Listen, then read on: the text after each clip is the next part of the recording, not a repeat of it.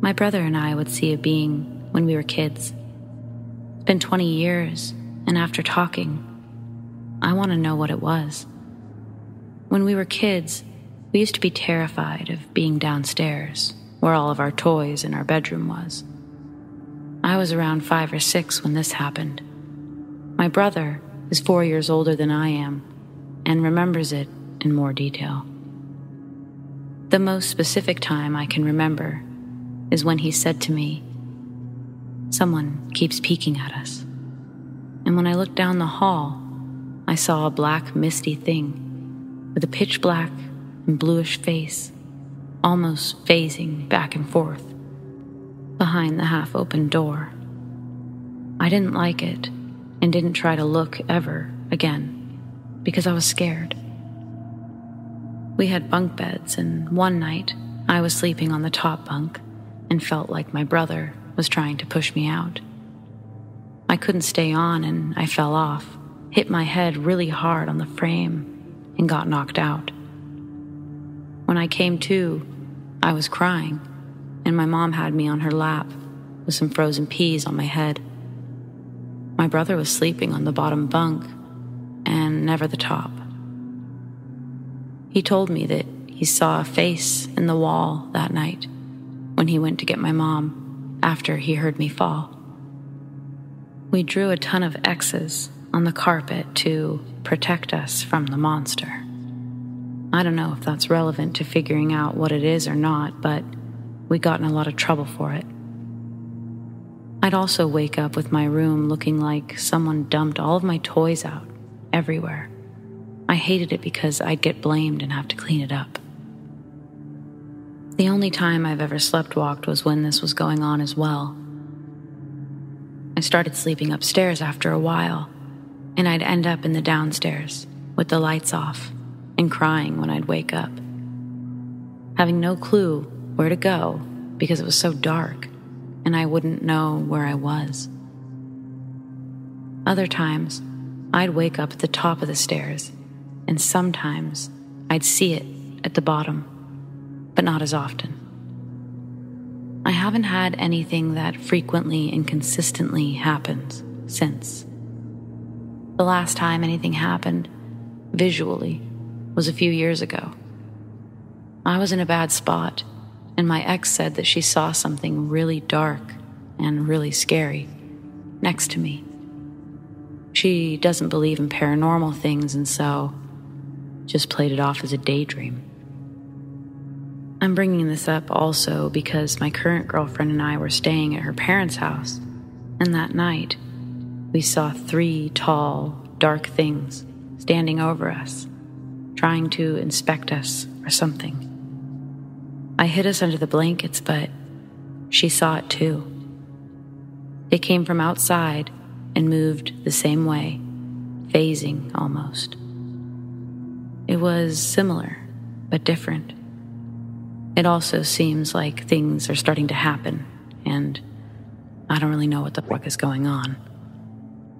The paranormal is a very rare occurrence for me, but these figures at night I see, scare me really bad, and are extremely infrequent when I do see them. Christmas time was very vivid. A few weeks ago was the last vivid experience. The other times are few and far between. I usually somewhat wake up, hide, and fall back asleep.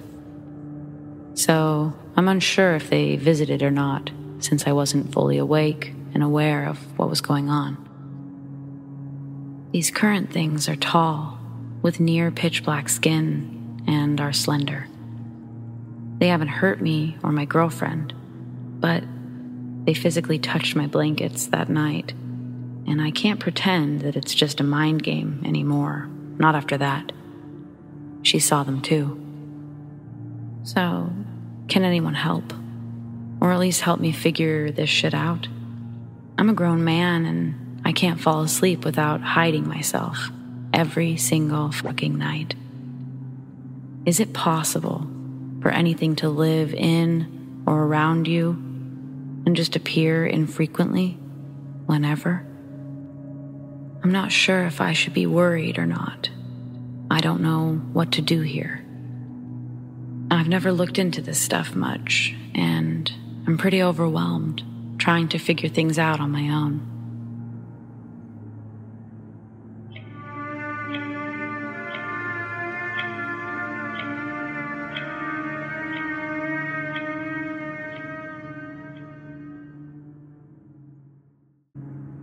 Now, whether you actually believe in the paranormal or just enjoy reading spooky stories in an attempt to scare yourself, this is one of the many paranormal experiences I've had, arguably the most terrifying, converting one of the eyewitnesses from a skeptic to completely believing in the paranormal and actually taking it seriously. My friends and I have always been quite fond of doing urbex exploring. For those of you who don't know what that is, it's when you go out and look for abandoned and derelict buildings to explore and photograph. We didn't go out searching for the haunted side of things. We just enjoyed the eeriness and also the beauty of old abandoned places. Living in Scotland, a lot of these abandoned places are normally surrounded by amazing scenery, from hills and mountains to thick forests and lush fields. So we'd always make a day out of it when we'd go exploring. One house in particular was our favorite, so much so that we had already visited a couple of times prior to this experience. Myself and two of my best friends, who we'll call C and B, decided to go back, but the condition of the place had declined quite rapidly since the last time we'd been there, and everything seemed very unstable, but we didn't let that stop us. Finding that our usual entry spot had been boarded up, we felt quite defeated, but decided to look for another entryway. After searching around for a while, we noticed that the roof on one of the lower parts of the house had been damaged by fire and was practically all gone. It wasn't the easiest to get up to, using a tree and each other to do so, but we finally got in. It was going relatively normal.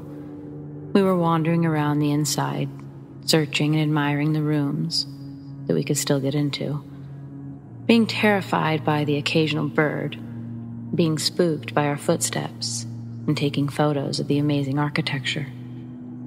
However, something was different this time. The whole place felt off, and a little more eerie than it normally did. I've always been what you would describe as spiritually inclined, so I felt this more than my friends did. One of them was a complete skeptic, so he just brushed it off and said that we were over-exaggerating and making things up. His mind was going to be completely changed after leaving this house. After exploring the top 3 floors as much as we could, cringing at the spray paint art the vandals had left, we were on the ground floor, just having a chat and discussing how much the house's condition had really declined. We were standing in one of the hallways, almost in a triangle formation. I was standing in a door frame with my back towards the empty room, with C to my left and B to my right. I was still feeling a little uneasy, but I didn't give much thought to it. As we were all conversing about the plans for the rest of the day, I felt something on my back. It felt like someone had run their hand down my back. From the base of my neck to the center of my back, I felt a firm, consistent pressure until the pressure tapered off down to the base of my back. It was over within seconds. I felt all the color drain from my face as I frantically jumped forward with a scream. B and C both looked at me in confusion and asked what happened and if I had hurt myself. In a haze of confusion and dizziness, I wasn't able to form any words. Never mind describing what I had just felt. I regained my bearings and took a couple of deep breaths before trying my best to explain the sensation of being touched. B's face turned a little pale as she saw how serious I was being. However, C was a skeptic. He laughed and thought I was joking, or that I'd accidentally hit something without realizing, or a bug had hit me. I knew that wasn't the case, because for a split second, before it happened, I felt every single hair on my body stand up as a warning to what was about to happen. Being slightly freaked out, B and myself managed to convince C that it was time to leave. On top of what had just happened, it was also getting a little cold. While making our way to the same section that we'd entered through, I started to feel a burning sensation run down my back, like someone had taken hot coals or a flame down my back. Starting to freak out again, I asked B to check if anything was there, asking her what was wrong. I automatically knew something was wrong because she didn't give me a response. She was just silent. Next thing I knew, B was calling over C to come and look, which made my anxiety spike up more. From the look on C's face, I became increasingly worried. They both nervously told me that there were marks going down my back. Obviously not being able to see my back myself, I asked them to take a picture for me to see. Looking at the photo, there were 3 distinctive scratches going down my back, exactly where I'd felt something or someone touching me. At first, C was convinced that I'd done it to myself or caught myself on something, but after examining the scratches more, he determined that that couldn't have been. The scratches went under my bra strap, which would have been impossible for me to do without them noticing. At this point, we were all trying to keep calm while internally freaking out. We tried to make our way out as quick as we could without injuring ourselves, climbing back over the wall of the house and through the hole where the roof used to be. We collectively walked a few feet away from the house and stopped to look back at it. Still trying to understand what had just happened, we all agreed that we'd go back to the car and never come back here. The walk back to the car, which took around 20 minutes, was relatively uneventful. Apart from a continuous uneasy feeling that we were being watched or followed and occasionally thinking we could hear footsteps behind us, it was actually quite peaceful, taking in the Scottish countryside. We got to the car, where we sat and had a smoke, still trying to completely calm ourselves down. It's safe to say that after that day, C took a lot of time to process the events, but undoubtedly became a believer. We swore to never come back to this house, but for some reason, we're always drawn back to it. It's like an urge to come back and visit, like an itch that you can't quite scratch. Maybe we're just drawn in by the eeriness or the mystery around that day, or maybe it's something more than that.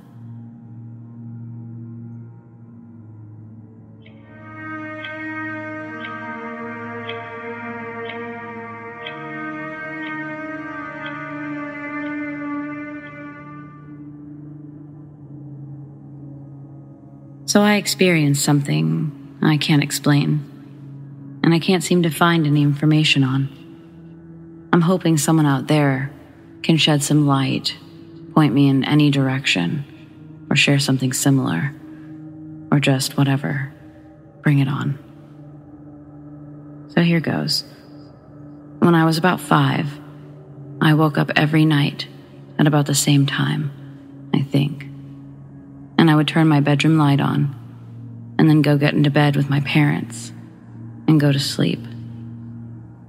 On one particular night, I woke up as I had been, turned on the light, and then went and got into bed with my parents. This time, I faced the hallway where my room's light was shining, and what came out of the complete darkness beyond, the living room, a figure, roughly 7 feet tall, dressed in a white hooded robe. with its hands together to where the robe sleeves came together. Also, there was just blackness where a face should have been. It was not quite walking and not quite gliding, just coming towards me. I didn't feel malevolence nor fear of it.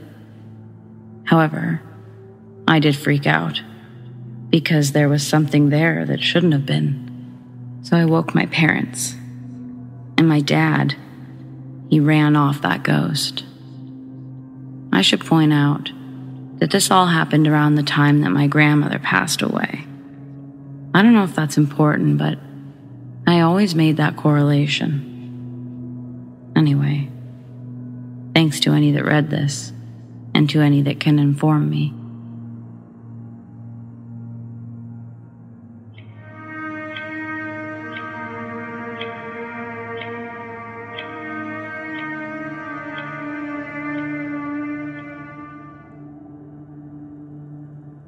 It was last month, I think the 10th of July. Me and my friends were in this kind of old, dank estate. It was an old building built in the 20th century. The owner of the house was a very influential man and also a judge. He died of a heart attack in one of the master bedrooms. The rent for the house was cheap, and we rented it for a week.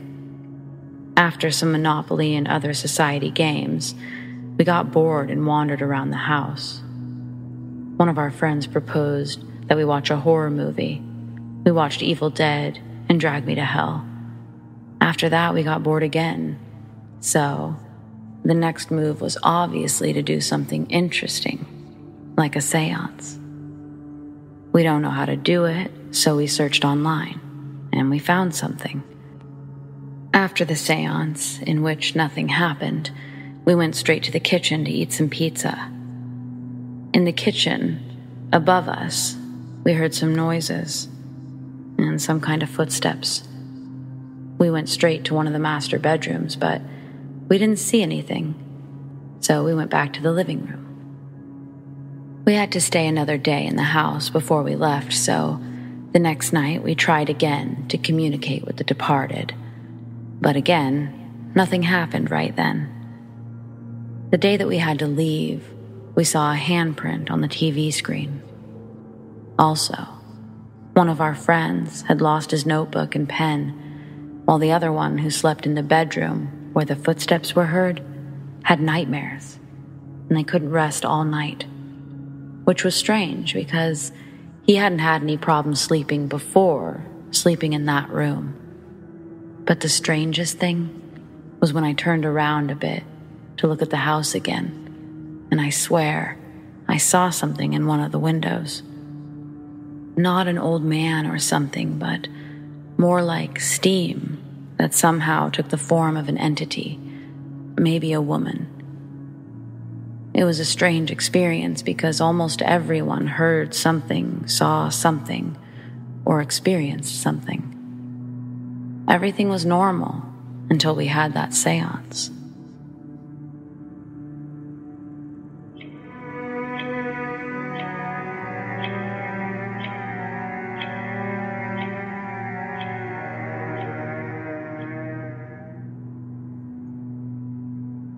This was about 5 or 6 years ago when I was a freshman in college. I lived with my Uncle James and his girlfriend Terry, and Terry's 3 kids. The oldest, Julia, was 15. The younger girl, Carrie, was 13, and the younger boy, Chris, was 10. These stories are about the kids, mainly Chris. The way the house was laid out was strange. When I moved in, there wasn't enough room for me to have my own space. There were only 2 bedrooms on the kids' side of the house. The girls shared one, and I shared with Chris, since he had a sleepwalking issue.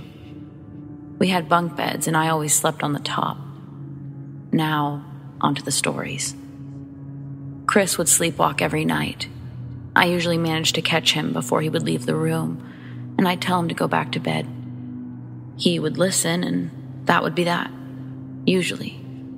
Sometimes I would be up late, as I was a college student trying to do my work. On those nights, I would hear things that didn't make sense. The whole house was carpet except for the dining room, which was right outside of our bedroom. The door was always open since Chris was terrified of the dark, and also because Terry had a baby monitor plugged into the dining room. They wouldn't be able to hear us call for them otherwise. One night, I was sitting on my bed reading when I heard what sounded like nails skirting across the dining room. It sounded like a dog or some other animal had just dashed across the room. We didn't have any pets. I immediately looked up, but it was dark and I couldn't see anything. I felt something squeeze my chest, but brushed it off as fear. I told myself I imagined it. I went back to reading, only to hear the pitter-patter of nails run right across the doorway. If something had run by, I would have seen it, but nothing was there. I felt afraid again, but decided that I wasn't going to be afraid. I'd always been taught that I have nothing to fear with my faith, so I said out loud, "If you're trying to scare me, it won't work." And then I went back to reading. I didn't hear anything else. A few nights later, I woke up to Chris whispering below me, "I don't want to. Please don't make me." I immediately sat up and twisted to look down at him. He was starting to get up, to head to his sister's room, which was on the other side of the dining room. I called his name and he stopped. I called him again and he turned and said my name. I was relieved, as he only ever said my name when he was awake. He never called me when he was asleep. I told him it was late and to go back to sleep. He slowly ambled back to the bed, and I asked him who he was talking to. He shrugged and said, "The man," before laying back down and going to sleep. I stayed up to make sure he didn't get up again. As I sat in bed, there was a knock on the window, right next to my face. The bunk beds were placed right against them. I hurried to pull open the curtain, but I didn't see anyone. This was strange for a few reasons. One, we had motion-activated floodlights that were very sensitive, so they would have been on if someone was there, but they weren't. Two, the windows opened to the garage port, and there was no one in the driveway. It was an open garage, so I would have seen them. I opened the curtain not even a second later. I told myself that it was James playing a prank, but I knew that wasn't true. The security system announced any time a door was open, so sneaking out was impossible. I told myself to ignore it, and I went back to bed. The very next night, I was sitting on the floor as my Kindle was charging and I couldn't sleep. I was sitting directly across from the beds. It was maybe 1:32 in the morning when Chris bolted upright and opened his mouth wide. He didn't utter a sound, but I could see the veins in his neck bulging as he tried to scream. I was so worried and I tried to hurry over to him, but before I could, he closed his mouth and turned to me. With his eyes still shut as he slept, he told me, "See, that's the man I told you about." My first thought was the knock on the window. Chris flopped back down and didn't say anything else, but I felt something cover the room. I was sitting next to the cupboard that no one used. We didn't put Chris's toys in it. We didn't put any clothes, nothing. It was maybe 1.5 by 2 feet, so tiny. But it felt dark in a way that frightened me, as I sat a mere 3 feet from it. I hurried up and went to lay down. I couldn't shake the strange feeling all night. It was summer, and the girls and I would sometimes stay up all night talking or watching movies while Chris slept. One night, we were all tired, so we went to bed early. The next morning, Terry asked the girls and I to try not talking so loud, as she had to work and couldn't sleep since she'd heard us talking on the baby monitor. I shared a look with the girls, confused. We told Terry that we weren't up late, that we were all asleep. She didn't believe us, and she had James confirm that they heard girls talking over the monitor the night before. We insisted, and finally, they believed us. Terry figured that maybe signals had crossed, and she'd see about getting a different monitor. She never listened when we tried to tell her all that we had witnessed and heard. One night, I was unable to wake in time to stop Chris from going to his sister's room. I woke to Carrie freaking out. I ran over to try to calm her and figure out what was going on. Chris was standing by her bed as she panicked. She started telling me through tears that she woke up suddenly because she felt like she couldn't breathe, and she saw Chris just standing and staring at her. She said she tried to say something, but couldn't, and so she tried to scream. She says that Julie woke up and called her name, and that she could breathe after that. That was when she started yelling for me. I calmed her down and got all the kids back into bed. I stayed up the rest of the night and made sure they were all okay. I never missed Chris wandering off after that. I was too afraid to sleep deeply at all, in case he slipped away again. One day my older sister came over, and it was just her, me, and the kids that were home. We were all bored, so we decided to play hide and seek. The house was big enough. We made the rule that no one could go into Terry and James's room, as that would be cheating. Everything was going great for a while. James got home in the middle of me seeking. I had found Julie and Chris in the living room and went to the kitchen. For some background, the kitchen had a pantry with a doorknob that was jammed, and we never got around to fixing it. In the pantry was the door to the attic. The light switch, for some reason, was in the top left of the doorway. So to turn on the light, your hand would have to be a foot from the attic entrance. We all tended to avoid the pantry if possible, as we had felt strange whenever we were inside of it. That being said, apparently my sister and Carrie decided to dash in there moments before I got to the kitchen. I walked in just as James leaned against the pantry door to shut it completely before releasing it. Carrie and my sister pounded on the door, yelling that it wasn't funny. James laughed and got off the door to open it. Only he couldn't. The knob had jammed again. James and I could hear the change in their voices. I'll never forget the pure terror in their screams as they begged to be let out. I can still hear James cursing as he twisted and twisted at the knob, trying to get it open. I rushed over to help. I don't know how long it took, but it felt like an eternity to get that door open. James ended up breaking the entire doorknob off and rushed Carrie and my sister out of the pantry. They were both sobbing and panicked to the point we couldn't understand anything they were saying. It took a while for them to calm down enough to understand why they were so afraid. They both said that when they heard James lean on the door, they got scared, so my sister reached up to turn on the light. She says that when she did, they both saw the door to the attic was open. Carrie and my sister swore up and down that they saw a hand with claws stretching out before the light went out. That was when they began screaming. They were so shaken that James didn't doubt them for a moment. He grabbed a chair and a flashlight and went to the attic.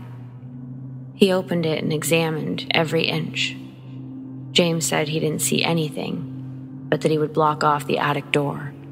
Until then, no more hiding in the pantry. We all agreed without question. But even after that, the knob was never fixed. We didn't want the door to be unable to open again. My sister told me before she left she was terrified of what might have happened if James hadn't come home. She wasn't sure we would have been able to get that door open. I only lived there for a semester before moving back home. According to Julie and Carrie, Chris's sleepwalking has only gotten worse.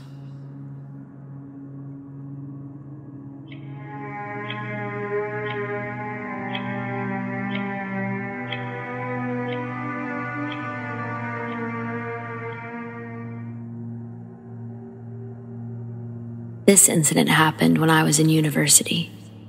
I was supposed to babysit my niece that day because her parents planned a business dinner with their colleagues. They told me they'd be back late and one of them would send me back home the next day. I agreed to babysit my niece without any doubts that day. When I arrived at their house, I was given a list of things to do for that day with my niece. My niece was about 12 at the time, so I didn't have any issue with her helping me out with some of the house chores. We started off by drying their clothes in the garden, and she started narrating her school stories to me. We were having so much fun together that we decided to have a break and make some Oreo milkshakes that she'd just learned from YouTube that day. As we're making the milkshakes, I noticed how my niece talked about a girl named Sarah O'Neill from her class a lot. Based on my niece's narration about Sarah, I thought she was a lovely girl. Then I suddenly stopped and looked at her in shock when she said Sarah was with her now and would come out only at night. At first, I thought my niece was joking and quickly brushed off my doubts about Sarah. We continued making the milkshakes and my niece continued with her stories. Curiosity got me asking her about Sarah, and I noticed my niece's facial expression changed suddenly. "What happened there? Are you okay?" I asked my niece as I looked at her. She just nodded her head in silence and continued to drink her milkshake quietly. She turned up from her drink and said, "She doesn't like you." My heart stopped a bit hearing my niece utter such words to me as if Sarah was there with my niece in the kitchen. I tried to calm myself down and asked her once more about Sarah. "This Sarah that you were talking about, what does she look like?" I gathered my courage to ask my niece one last time. "She's pretty, blonde hair and about my height." My niece casually described her as she continued drinking her milkshake. So I took a deep breath and smiled at her. I thought my niece was pulling my leg when she told me that Sarah lives with her and plays with her during the night. We managed to finish our milkshakes and quickly continued with our given house chores. We did some cleaning, putting the clothes in the washing machine, and lastly, some dusting.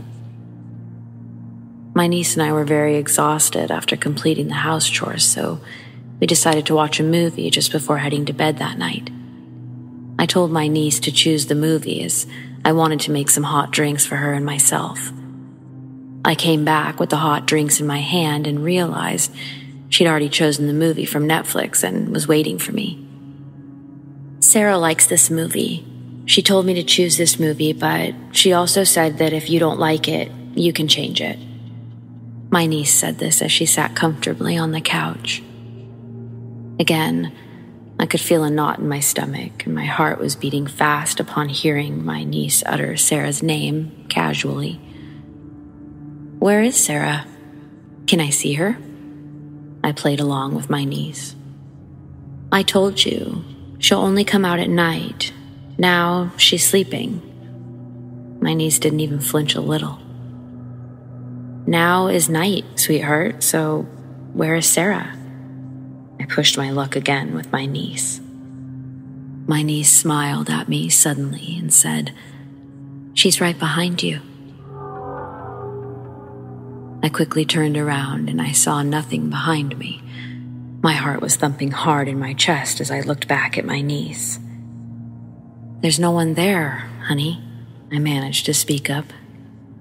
"She says she doesn't like you and she wants you to go home now," my niece uttered as she looked behind me.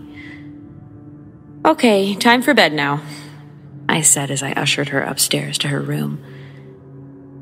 My niece shares her room with her parents in the main room, so they have a huge bed that would be shared by her parents and her 3 sisters, who've gone to their school's camp that day. I put my niece to bed that night, and my niece suddenly asked me if she could play hide and seek before bed. "No, it's late. You should go to bed now." My voice was stern as I turned her down. That's when my niece looked at me with piercing eyes that scared me. I backed up a little as I noticed how stiff she was looking at me, without any words uttered or any body movement. I told you to go home. Go home now. My niece growled in another voice at me. Her voice was much deeper and scarier when she yelled at me to go home. I quickly got down from the bed and rushed to my handbag for my phone. My niece was still sitting on her bed, but she was chanting something under her breath in gibberish. Her body swayed back and forth as she mumbled those words under her breath. I reached for my phone fast and called her parents.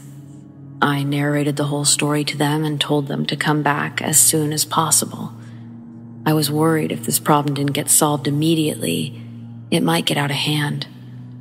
Then I heard laughing and giggling all of a sudden in the room, which made me turn around in nervousness.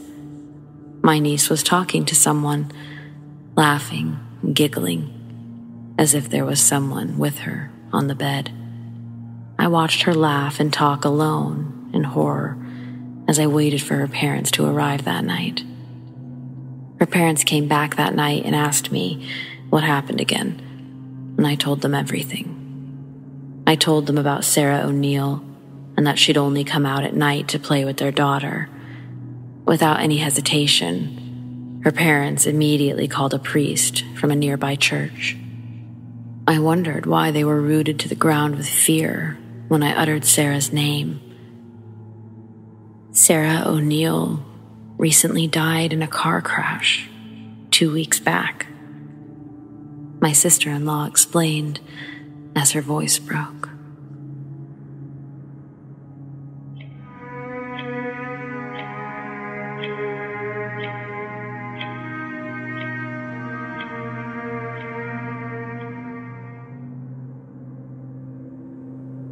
Just a disclaimer, I don't suffer from sleep paralysis, and I have no history of it. One time, when I was a teenager, I went to bed after staying up late playing Xbox with my friend. At the time, I was trying to get used to going to sleep without the TV on or any other light source, so I was still a little nervous about being in complete dark. I actually ended up freaking myself out by imagining scary shit before finally falling asleep. I woke up not too long after, and something told me to look at the foot of my bed. So I did. That's when I saw a black silhouette of a person just standing there, staring at me. I initially didn't freak out because I knew that I must just be seeing things, so I rubbed my eyes and I allowed them to focus a bit, fully expecting for whatever inanimate objects my mind was playing tricks on me with to be revealed. Not only did the shadow figure not disappear, but just at that moment, it moved. That's when the horrifying realization that it was real sank in, and I immediately began to freak out. I desperately wanted to scoot backwards to get as far away from it as possible, while also putting myself within reach of the bat that I keep next to my bed. But I was literally frozen with fear. Not knowing what else to do, I began just yelling for my parents, while never taking my eyes off of the figure, who began to bend down just as my mom mercifully turned on the light. And just like that, it was gone. It took me a good hour or more to calm down. By the time I was finally able to go back to sleep, it was dawn. One of the strangest parts of the whole ordeal is that my mom claimed that I didn't wake them up when I began calling for them. Instead, they awoke when they heard me shouting, "Who is it? Who is it?" Which I have absolutely zero recollection of. Ever since, I've slept with my TV on.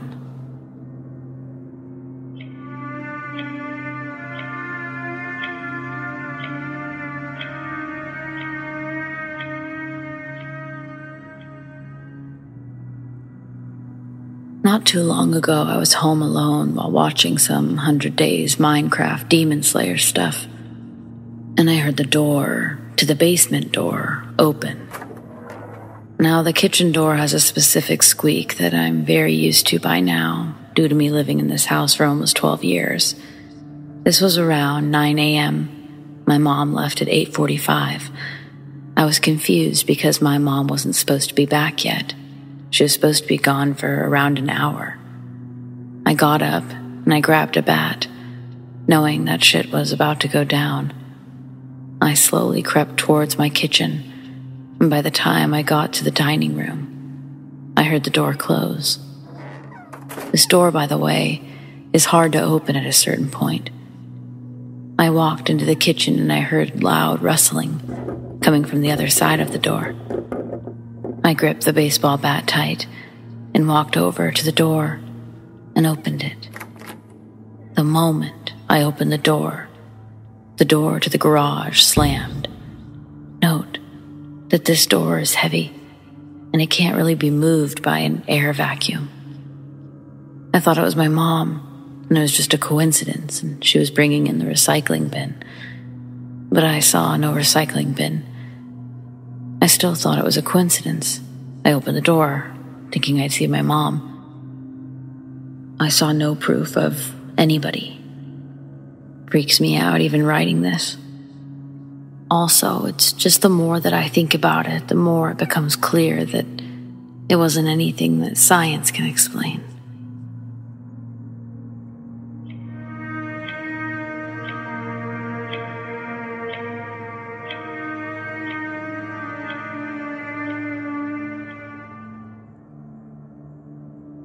Okay, so a couple of months ago, middle of the night, our house alarm starts wailing. And then it made a sound I've never heard it make before. Almost like a record scratched to a stop. I'm up in a flash and our little security monitor says our front door is open. The alarm is still active on the screen, but there's no sound being emitted through the house. I live in a small house.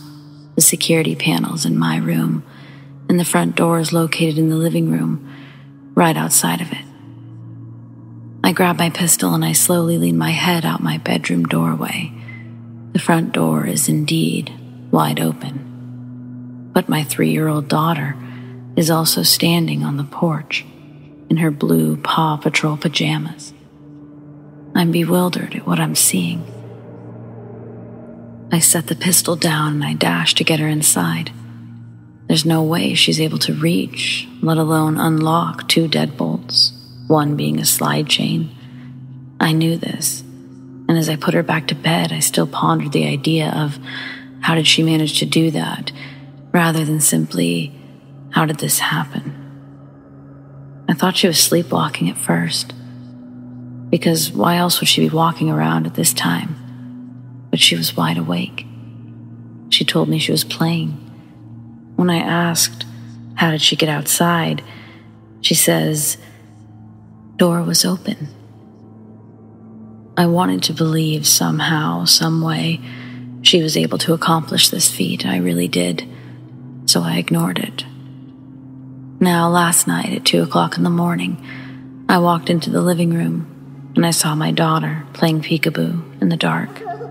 By herself, just sitting there, laughing and doing the motions, saying peekaboo on the floor. I don't know how long she was out there. The only reason I woke up is because of how loud she was squealing with laughter. Call it mother's instincts, but once that specific tone and pitch of your child's voice hits your ears, you're instantly up and alert. When I get to the living room, I flip on the lights and I pick her up.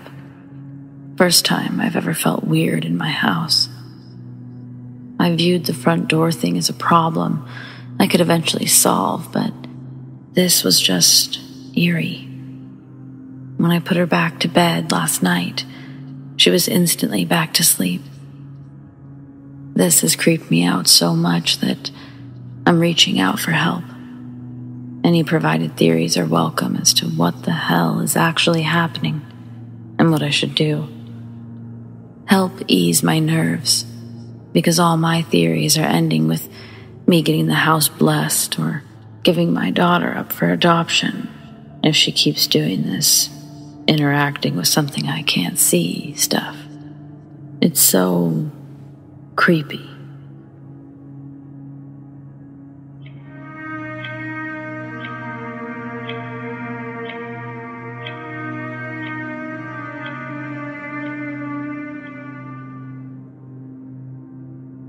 I stayed the night at my best friend's often.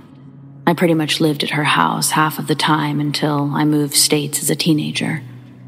I've had plenty of homes with spirits, but I never minded as long as they weren't malicious.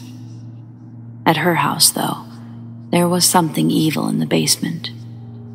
Every time we had to do laundry down there, we would run and swap loads or grab clothes as fast as we could and run back up the stairs. The atmosphere was so heavy down there. Her room was on the main level and then moved to the upstairs attic later on.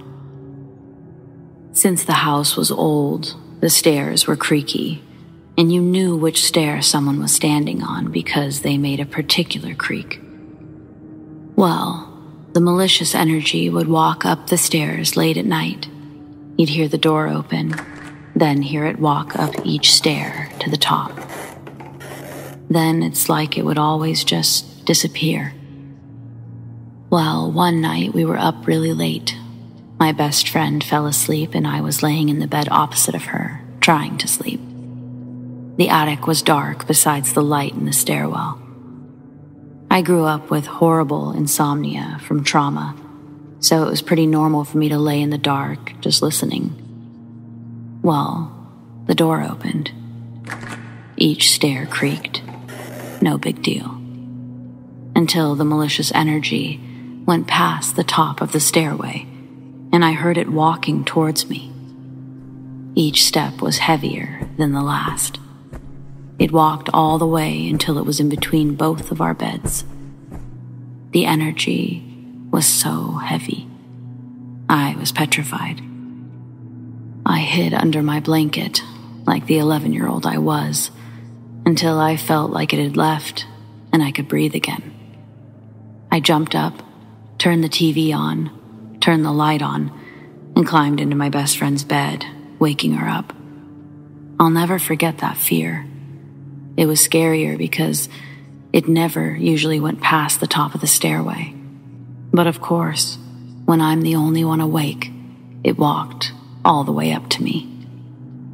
This probably doesn't sound scary, but it was at age 11.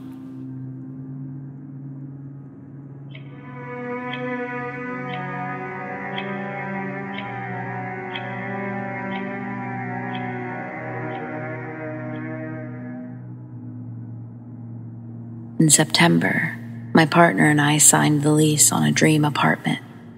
I was ridiculously excited and kept telling everyone I knew all about it, to the point where I was probably actually pretty annoying. One day, a friend of mine came to visit me at work, and of course, I told her the news about our new place. She asked where it was, and when I told her the location, she turned pale and seemed uncomfortable at best, and flat out scared at worst. She asked to see a picture of the inside, and when I showed her, she let out a long sigh of relief, then proceeded to tell me one of the creepiest stories I have ever heard. It turns out that about 5 years ago, she'd lived in the house directly next to mine with her sister and boyfriend. Starting almost immediately when they moved in, they began hearing noises out in the kitchen area at night when they were sleeping, and occasionally woke up to open cabinets or kitchen tools scattered around. Eventually, they started hearing what sounded like kids talking in low voices in the kitchen at night, occasionally crying and crashing sounds far off, but still somewhere in the house. Around this time, my friend and her sister started to fight a lot, said that they'd both been feeling extremely irritable about everything. Their house was broken into while they were all at work one night. But nothing was stolen except some cheap costume jewelry. There was cash, valuable jewelry, and designer clothing in the house, but it was all left untouched. Later in the same month, they received a visit from the cops, who said a neighbor had called about screaming and crying coming from the house, and had reported that they left their kids there alone when they were out. They didn't have kids. The cops were called a few other times and finally got a search warrant, and somehow ended up finding a trap door under the kitchen window area that was covered in layers of leaves and dirt. They found out that it was the remnants of a very, very old root cellar. I live in one of the oldest cities in America by European colonizer standards, and much of the structures are built on top of older structures. Apparently, one thing led to another in the search down there, and the police recovered some very, very old skeletal remains of 2 children. Nobody seemed to know if the skeletons or the root cellar were there first. During all of this, my friend and her sister broke their lease and moved out of there ASAP, as they were terrified to be there any longer. I went through with my lease and lived in the building next door to where all of this happened. My apartment is an old adobe market that was converted into an apartment in the 1970s. And it's been an absolute dream to live here. No scary vibes or noises at all. The couple who live in that house now seem pretty nice and keep to themselves. We all have high adobe privacy walls and coyote fences. And I feel tempted to see if they know about all of this, but I'm afraid that it might make them uncomfortable if I approach them about it.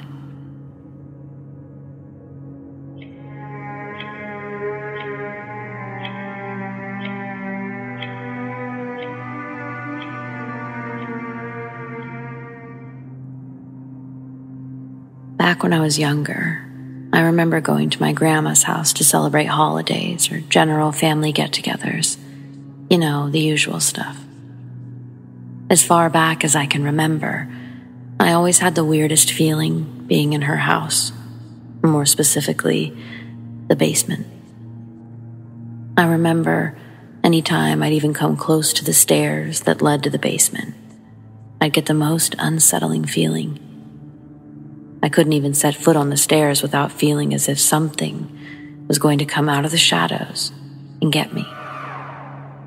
Through the years, every time I'd visit Grandma's house, that unsettling feeling about the basement would remain. I always chalked it up to silly childhood fears of the dark and the basement. This was far from the case. One day, me and my cousin decided we'd be brave and go into the basement. We ended up going into a bedroom down there, and as we were looking around, we noticed writing on the wall inside one of the closets. It was in green ink and read, "I told you I would die before I turned 16. This spooked us, to say the least, so we ran upstairs and we told our parents. They ended up telling us the truth about the house, the dark history. My mom said that long before my grandma moved in, there was a family that lived there and was rumored to have abused their children and locked them in the basement. My mom said that the writing has been painted over several times, but it keeps coming back through. This chilled me to the bone, knowing I was standing right where someone may have died and their ghost had come back to send a message to their abusive parents. As I grew older, I never got over my fear of that basement. Anytime I would stay with Grandma, she'd offer me the basement bedroom, and I refused. I know something was in that basement from beyond the grave. As my grandma got older, she had to sell the home and move in with family. I just hope the new owners never find out what happened there.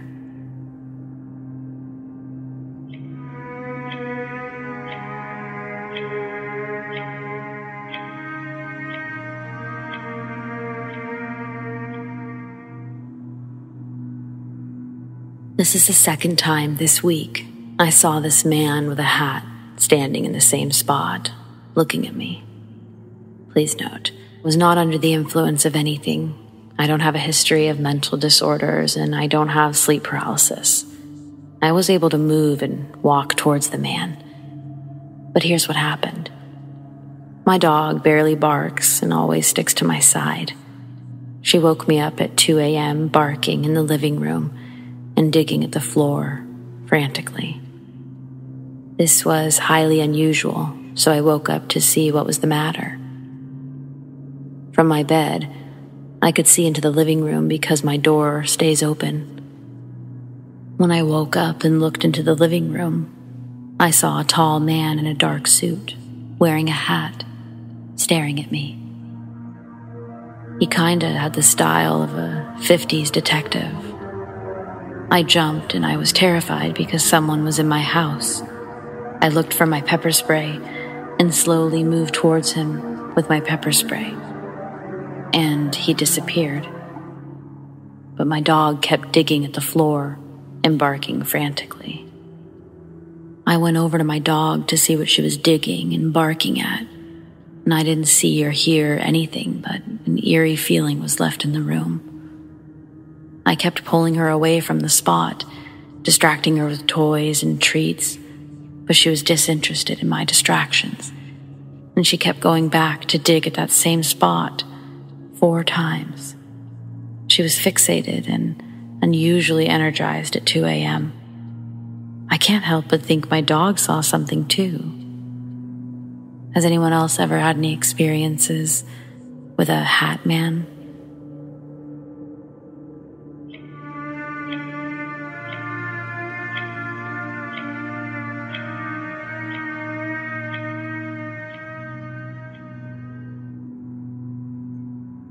When I was around 15, maybe 16, I walked into my bedroom where I'd left my curtains open. There's a patch of green right outside my house with a lamppost next to the path. Before I walked in, I had an urge not to open the door. But my dad had told me to go to bed, and he didn't disobey my dad.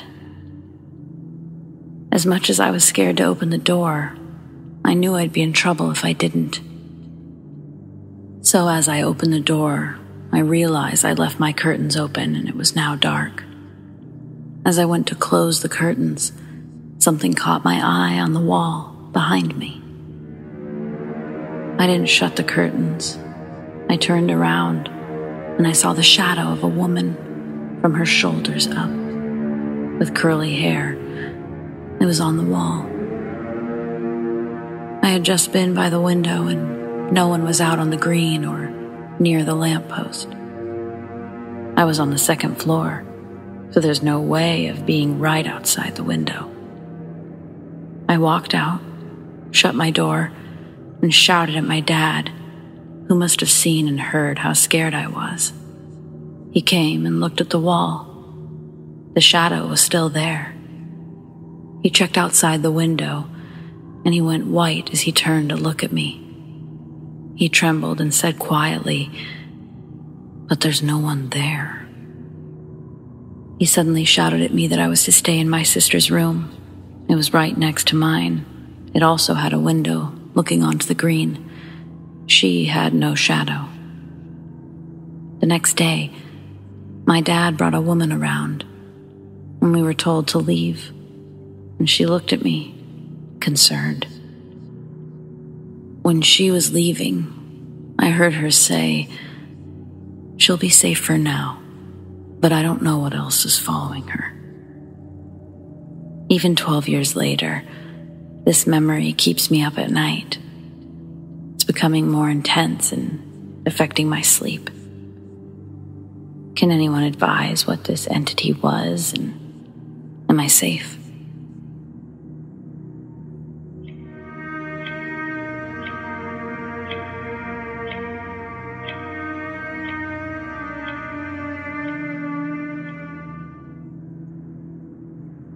So my name's Smithy. My best friend is Red, and Red's mom is Lola. We're in our 20s, but Lola is 50. Lola started seeing ghosts when she was about 19. The whole experience was very traumatic. She stopped seeing them when Red was born. Both Red and I were in college when we saw our first ghost. I'll post that story another time. What I will say is that we saw a shadow person. It terrorized us for an entire week and even threatened my life in a dream.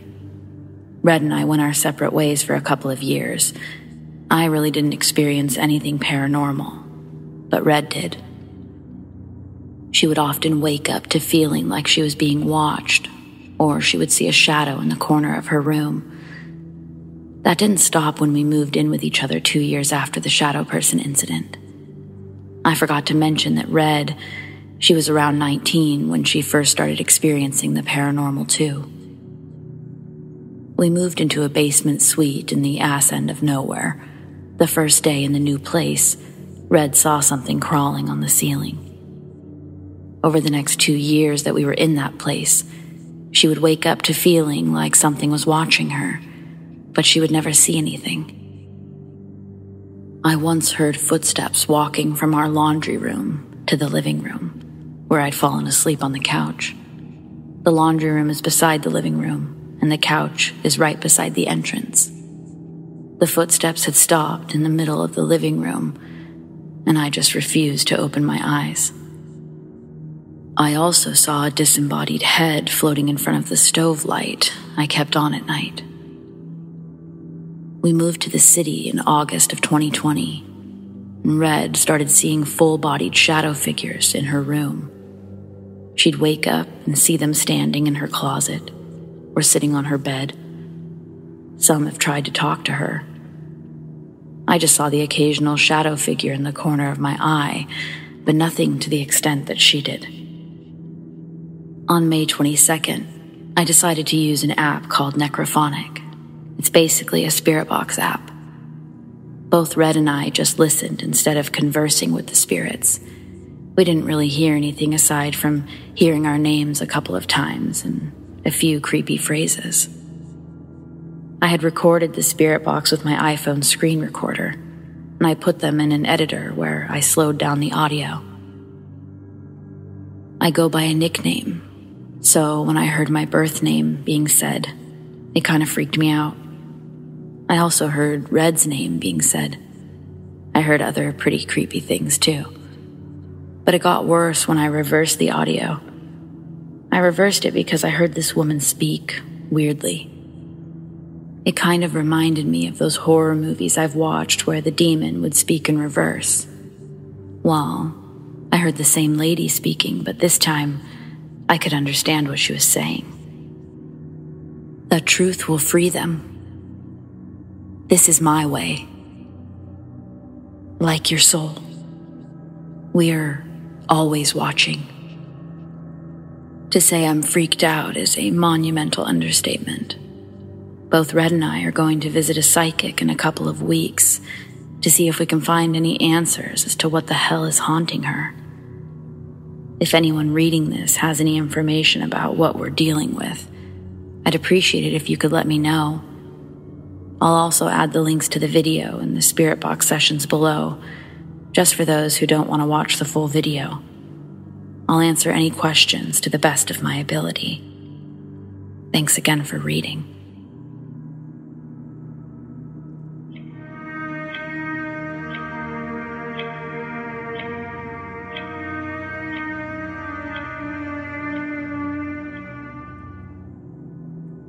I'm a 32-year-old male, and I've always been logic, science, and materialist-oriented. I deny anything's existence without solid, demonstrable proof. But when I was 13, I witnessed something that haunts me to this day. I was over at my friend's house, and his whole family was extremely superstitious. He tried to claim his house was haunted, and I proceeded to condescendingly tell him how ridiculous of a proposition that is. Ghosts don't fucking exist. Only a minute or so before this, I'd set a cordless landline phone on the base incorrectly by accident, as in backwards, so it wasn't charging. Mid-sentence, as I'm acting like a condescending jackass to my friend, telling him not to believe things without evidence, the phone I set down incorrectly started to rattle slowly on the base, then more rapidly, until it flew up 2 feet in the air, flipped over mid-air, and slammed down hard on the base. I immediately tried to blame a gust of wind, but the windows were closed. It couldn't have been an earthquake. We would have all felt one powerful enough to do that. I've thought about this event a lot over these past nearly 20 years, and I absolutely cannot explain where the work of energy came to lift the phone that high off the base. And it's quite a coincidence that the only physics anomaly I've witnessed in my life just happened to occur right as I'm verbally denying the existence of ghosts. Basically, I'm forced to accept there are forces out there that we just have zero awareness of. And if I hadn't witnessed this with my own eyes and someone told me what I've written here, I can guarantee that I wouldn't believe them, and probably would have ridiculed them. Now, when people tell me ghost stories, I'm inclined to believe them, lest I'd be a hypocrite.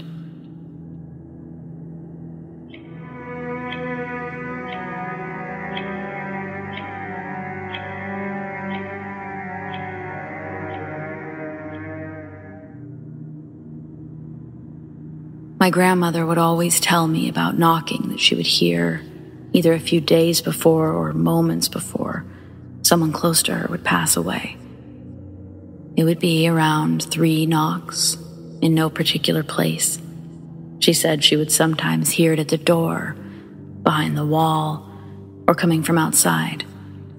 My grandmother had always kind of had this weird gift to see and experience things that I guess were paranormal, for lack of a better word.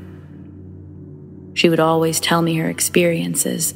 Me, not being the bravest person on earth, would get so scared I wouldn't be able to sleep well for days. I always thought the knocks were interesting whenever she told me about it, because not long after it usually happened, someone would die. Or she would complain for days that she wasn't sleeping, and then the 3 knocks would happen as well as other weird things. So I was open to the idea of these knocks due to the fact that, evidently, people sometimes passed away. Last year, the 3 knocks happened to me. It was a Friday morning, and that entire week my grandmother's sister, Suri, had been fighting COVID in the hospital. Suri was the second closest thing to a grandmother for me, so I had a great love for her. I wouldn't say we were close, but there was that grandmotherly love that she always had given me. When I woke up, I was still between that state of being very sleepy, but also fully aware of my surroundings as I wasn't asleep. I know I had my back to the door of my room when I heard 3 faint but audible knocks on my door. I opened my mouth to say, "Yes?" Then it hit me like a train that I'd heard absolutely no one walk to the door or open any of the doors we had in the hallway. And trust me when I say I have the loudest family. So, I should have heard someone or something. My body froze and a chill went right down my back. For a good minute, I was too terrified to move. I laid in bed for a while to listen if anyone would maybe walk away or open the door to confirm if it was indeed one of my family members. But no, nothing but silence after that. I even thought my brother was trying to scare me. Anyways, long story short, exactly, and I kid you not, exactly 3 days later, after I heard those 3 knocks, my grandmother's sister Suri passed away that morning. The whole experience freaked me out. I still struggle to comprehend what happened, but it did. There's probably a logical explanation, but the fact that she died a while after really scared me and made me think about what my grandmother always told me.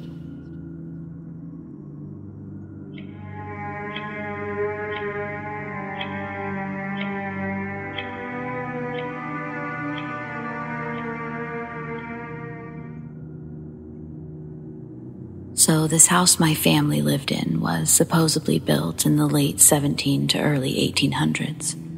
It's a 3-story house that was converted into a duplex. The lowest level was the first apartment, while the top 2 were the second. My family of 6 occupied the second apartment. The first floor of the second apartment had my parents' bedroom, the living room, kitchen, and restroom, while the next floor up had just 3 rooms. 2 on either side of what we called the middle room belonged to us kids. This is where it's going to get kind of confusing because of the layout of the second apartment. The front door was immediately met with a flight of stairs that turned just once onto a landing that led to the main floor of the apartment. To the left was the bathroom, and further back was the kitchen. And if you were to keep walking, there would be a living room to your right, my parents' bedroom to your left. Then, there was the second flight of stairs that was closed off by a door that led up to the bedrooms that us kids stayed in. Anyway, since this was a very old house and poorly renovated over the years, it was horribly insulated and there wasn't central air or heat on the top floor. Summers were excruciatingly hot and winters were bone-chillingly cold. So my sister Sarah and I moved downstairs and slept in the living room. My brothers Ben and Andy were a few years older than us girls. I think they wanted to maintain a sense of independence, so they stayed upstairs, relying on fans and blankets. Andy moved into mine and Sarah's old room, but Ben stayed in his. Ben would experience things nearly every night in his room. He would hear things move and the door would creep open or slam shut. He'd hear low, indistinct speaking and feel an oppressive energy in his room. I think his room is where the most activity was. It wasn't always malicious, but Ben did feel unwelcomed quite often in his room. Andy, on the other hand, didn't seem to experience the same things in the room that he stayed in. But he did tell me of a time that he was up late one night playing video games with the door open. He said it was dark aside from the light coming from his TV. But when he looked into the doorway, he just felt something staring at him. Something felt wrong. He looked over at our cat. Her hair was standing on end, and she was growling a low growl, something she would never do unprovoked. He ran downstairs with the cat, and neither of them would ever go back up there alone, and especially at night. Our cat would literally sit at the bottom of the stairs and hiss or growl after that. Andy started sleeping in the living room after that, and eventually Ben did too. So the top 3 rooms were just converted into storage. We only went up there for decorations or VHS tapes that we stored on the shelf in the middle room. And that's when we started hearing walking, stomping, and the shutting of doors upstairs. It was unsettling, but we all just blamed it on the house settling to claim some peace of mind. Shortly after we'd all relocated to the living room, I developed seizure disorders, painful migraines, and these horrific, reoccurring night terrors. Nearly every night I'd have a night terror that no child should be having. I wasn't really exposed to horror or paranormal movies, yet I had these gory and demonic night terrors. One consisted of mutilated corpses, body parts strung up all around the house, and then another would be me running from an evil entity all around the house. It was horrible. The migraines and seizures were just as unexplainable. No medical history in my family with either. I began seeing shadow people around the house.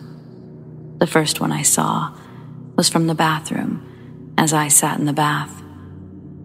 Since I was having seizures fairly frequently, I wasn't allowed to be unsupervised in the house, especially in the shower or bath, so I would leave the door ajar just in case. Well, one night, I looked up to see a cloaked shadow pass by and head downstairs to the front door. My brothers weren't home and everyone else was in my parents' room. A few months after that, I was kneeled down in that same spot that the shadow passed by, and I heard a whisper in my ear. Nobody was around. I've even seen one with my sister as it rushed by the window in our front door. My mother and oldest brother would see them too, but they never really went into detail about that. Something else that would happen was they would mimic us. My mother has seen one take the appearance of my older brother Ben. Ben has seen one take on my appearance, and I've seen one take Andy's appearance. They never did anything in particular. Really, they were just there one minute and gone the next. The one I saw was of Andy. I was leaving the restroom and the door swung out towards the kitchen. So just in the crack of the door, I could see Andy sitting in the kitchen. But he looked different. He was blue. I know it sounds insane, but he was just this pale blue color. I called out his name because he was looking down at his Game Boy Advance. And when he looked up, I just felt this overwhelming wave of sadness wash over me. And as I looked at what I thought was Andy, he just looked so sad. It was such a devastating feeling that I tear up every time I talk about this encounter. Another time I'd seen something strange was when I was put in timeout. One of the timeout spots was on the staircase that led to the second floor. As I mentioned earlier, it has a door that's closed off from the main floor. And at this time I was crying pretty loudly, so my brother Ben shut the door. And I was left in the staircase in relative darkness. Relative as the light bulb was out, but there was light coming in from one of the bedroom windows. I looked up for some reason and was met with some shadowy figure staring down at me. And I know that doesn't make sense because you think of shadow people as these dark masses of shadow with no distinguishing features, but this one had white eyes. It almost seemed to be staring down at me, inquisitively. It didn't feel evil, but I was just a kid, so I can't say if I was good at reading intentions. That being said, it still scared the absolute shit out of me, because I'd never seen anything like that.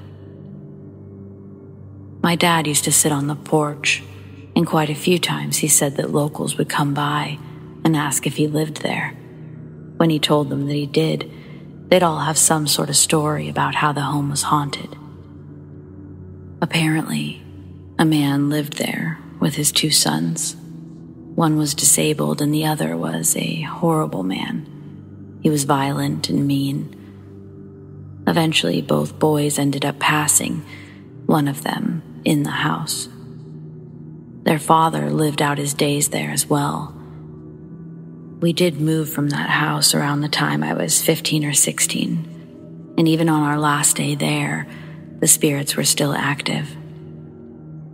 My brother asked two of his friends to help move things from the old bedrooms upstairs, and they both heard or saw something upstairs in Ben's old room.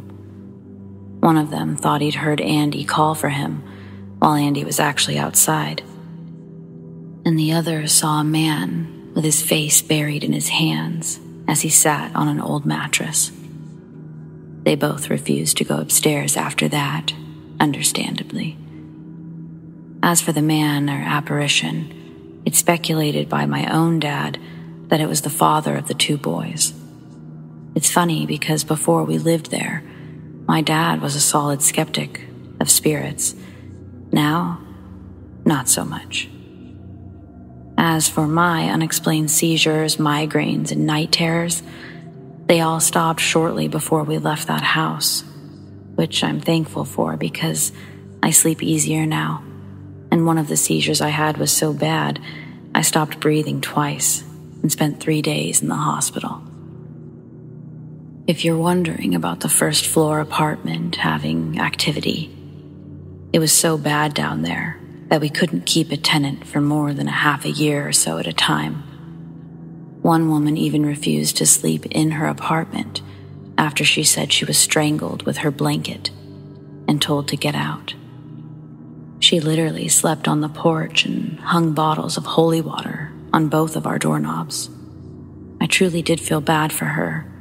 It was a very scary experience living in that home at times.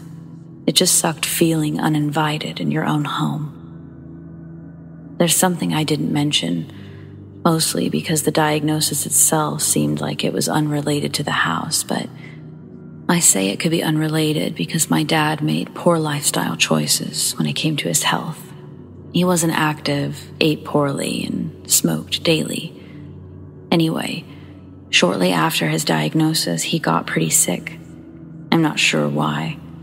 I don't know if it was the heart medication he was on or the condition itself, but he was bedridden for a week or so. And towards the end of whatever made him sick, he said that he woke up to a man standing over his bed. The man stared at him for a moment and told him everything was going to be all right before disappearing. My dad recovered after that. He still has the heart condition, but whatever happened that night with the man, it made him miraculously recover, as he puts it. The man that my dad saw looked the same as the one my brother's friend described seeing in the attic before we left. I don't know what all was in that house.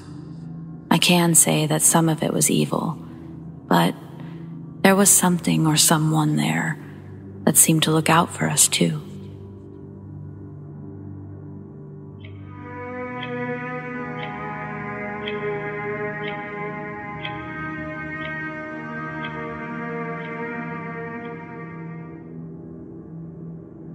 So nothing too crazy, but I do have a little story about my childhood home. It was the summer of 2012.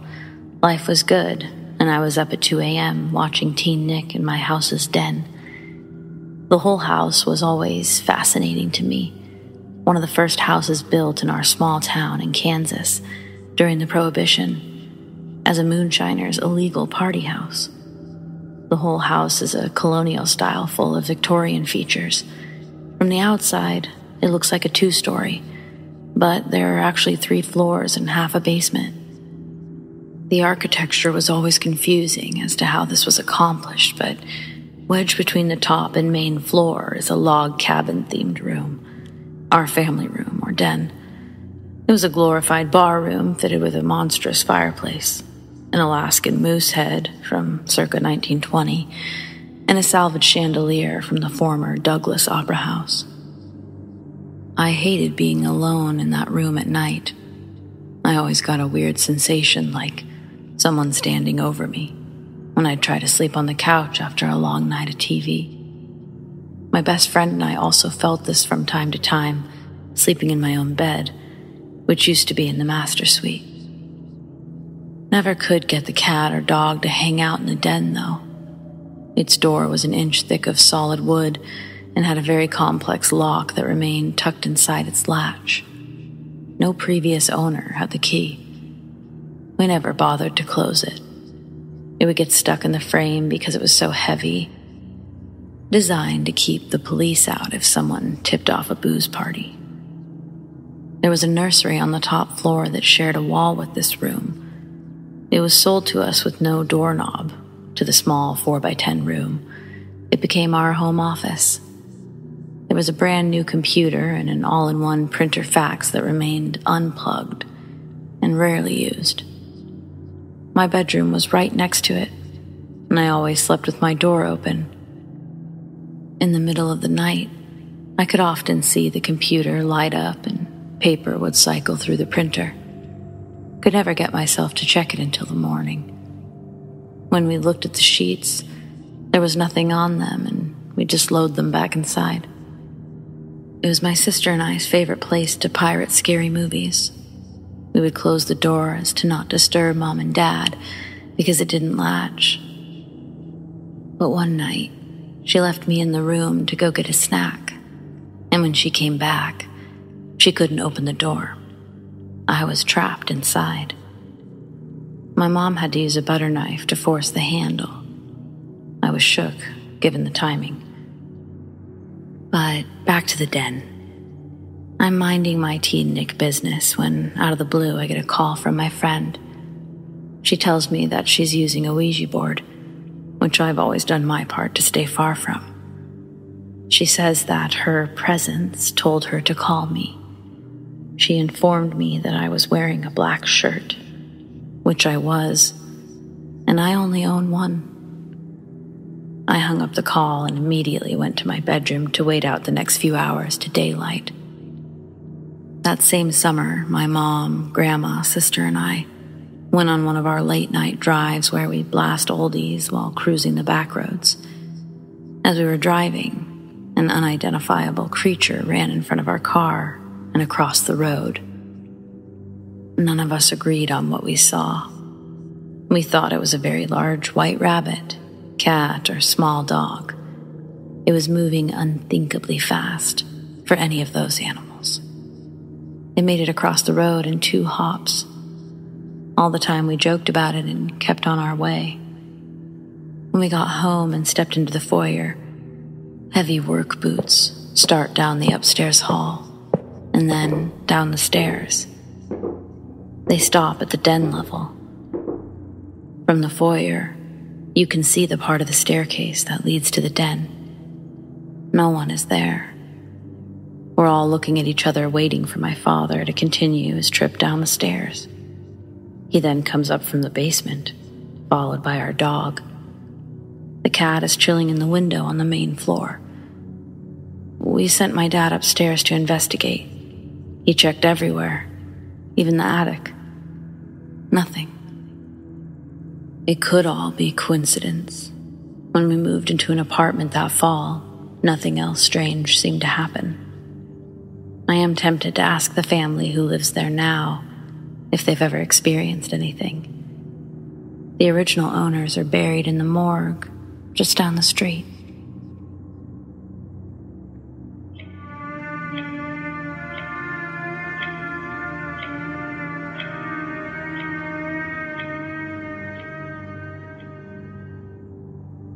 I worked armed security in Colorado Springs, and a few months ago, a contract ended that we had for a couple of years.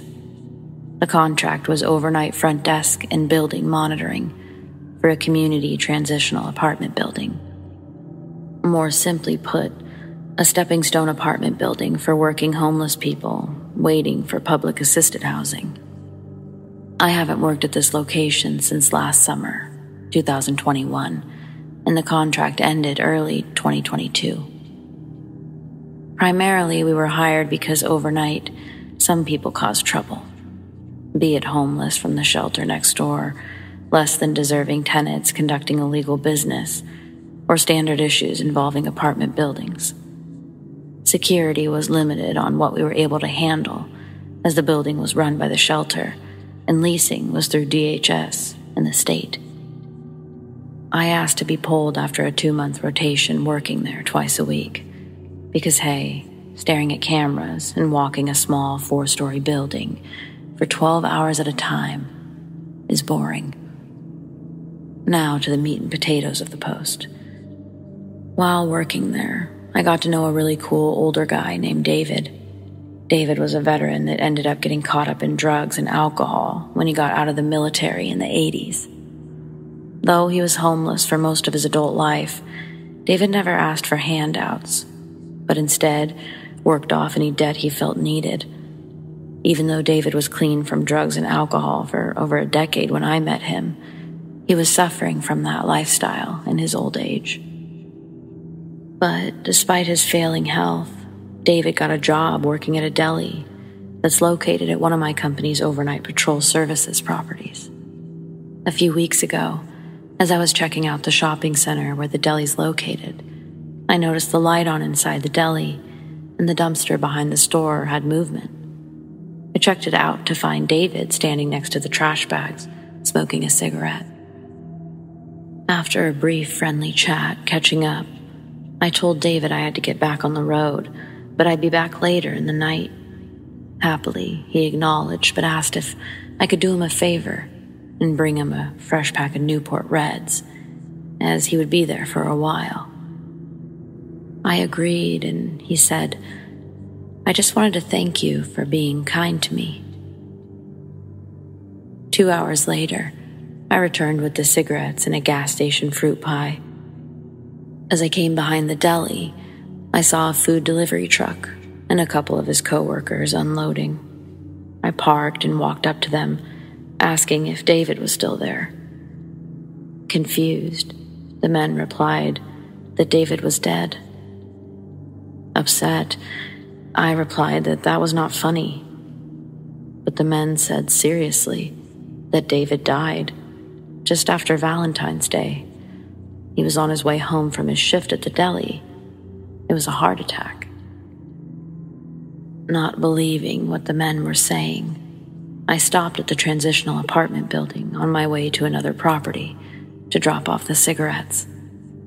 At the front desk, the new security confirmed what the men at the deli said.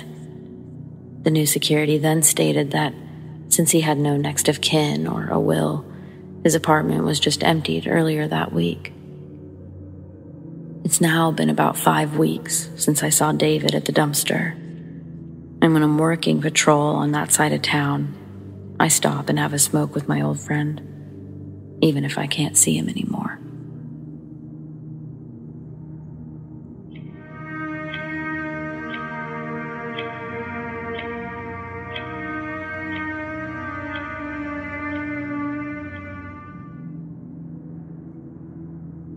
I grew up with 2 families. One of them was dead. I'm not crazy. I have my whole family to back me up, and my uncle still lives in the house. The spirits aren't mean except the dad, banging on doors, cutting my auntie with a knife in soupy water, busting the sink, that kind of thing. It's probably worth mentioning that I'm firstborn of the power of 3. My aunties, my mom have gifts. All the girls in my family have gifts. The house has 2 levels, light baby blue with white trim, and it had 3 bedrooms, 1 bathroom. The Alive family were my 2 aunties, my mom, my uncle, and my grandparents. They lived not too far away, plus me and my 3 cousins and some animals. The family of spirits was a father, a mother, and there were 2 children. After my mom did some digging, she found out what happened. Apparently, the father was abusive, and after going into a fit of rage, he killed his wife and his 2 kids, and then hung himself in the basement, which is where my uncle slept. All the spiritual happenings, I didn't know at the time, were preparing me for my illness that was going to happen 2 years after I moved away. I had a stroke when I was 5, and due to medical issues, I almost died 3 times. We lived regular lives with them until they attacked my cousin. He screamed in the middle of the night, and the adults came to check on him, and he had 3 scratches down his back. My mom got angry and yelled at them to never touch any of us like that again. We're cleansing the house to make you leave. They took the hint and left us alone. We still visit the house, and there's a silent understanding that we not be disrespectful. So that's the information about the second dead family I lived with. But I wanted to go into some more detail about my crazy connection with the spiritual world and the Blue House. The family in the Blue House with the father and the family that he killed, they weren't the only ones in the house. No one could really place where it was, but it learned our behaviors and scared the crap out of my auntie. As a joke, my mom would crawl on the floor beside the bed and scare my auntie. All in good fun. Everyone got a good kick out of it. While my auntie was still awake, she heard the very familiar sound of someone crawling beside the bed. She wanted to turn the tables and scare my mom instead.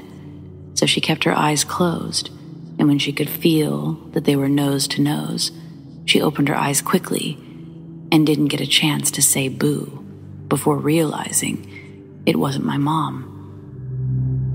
It was a middle-aged man with red hair and a twisted smile on his face.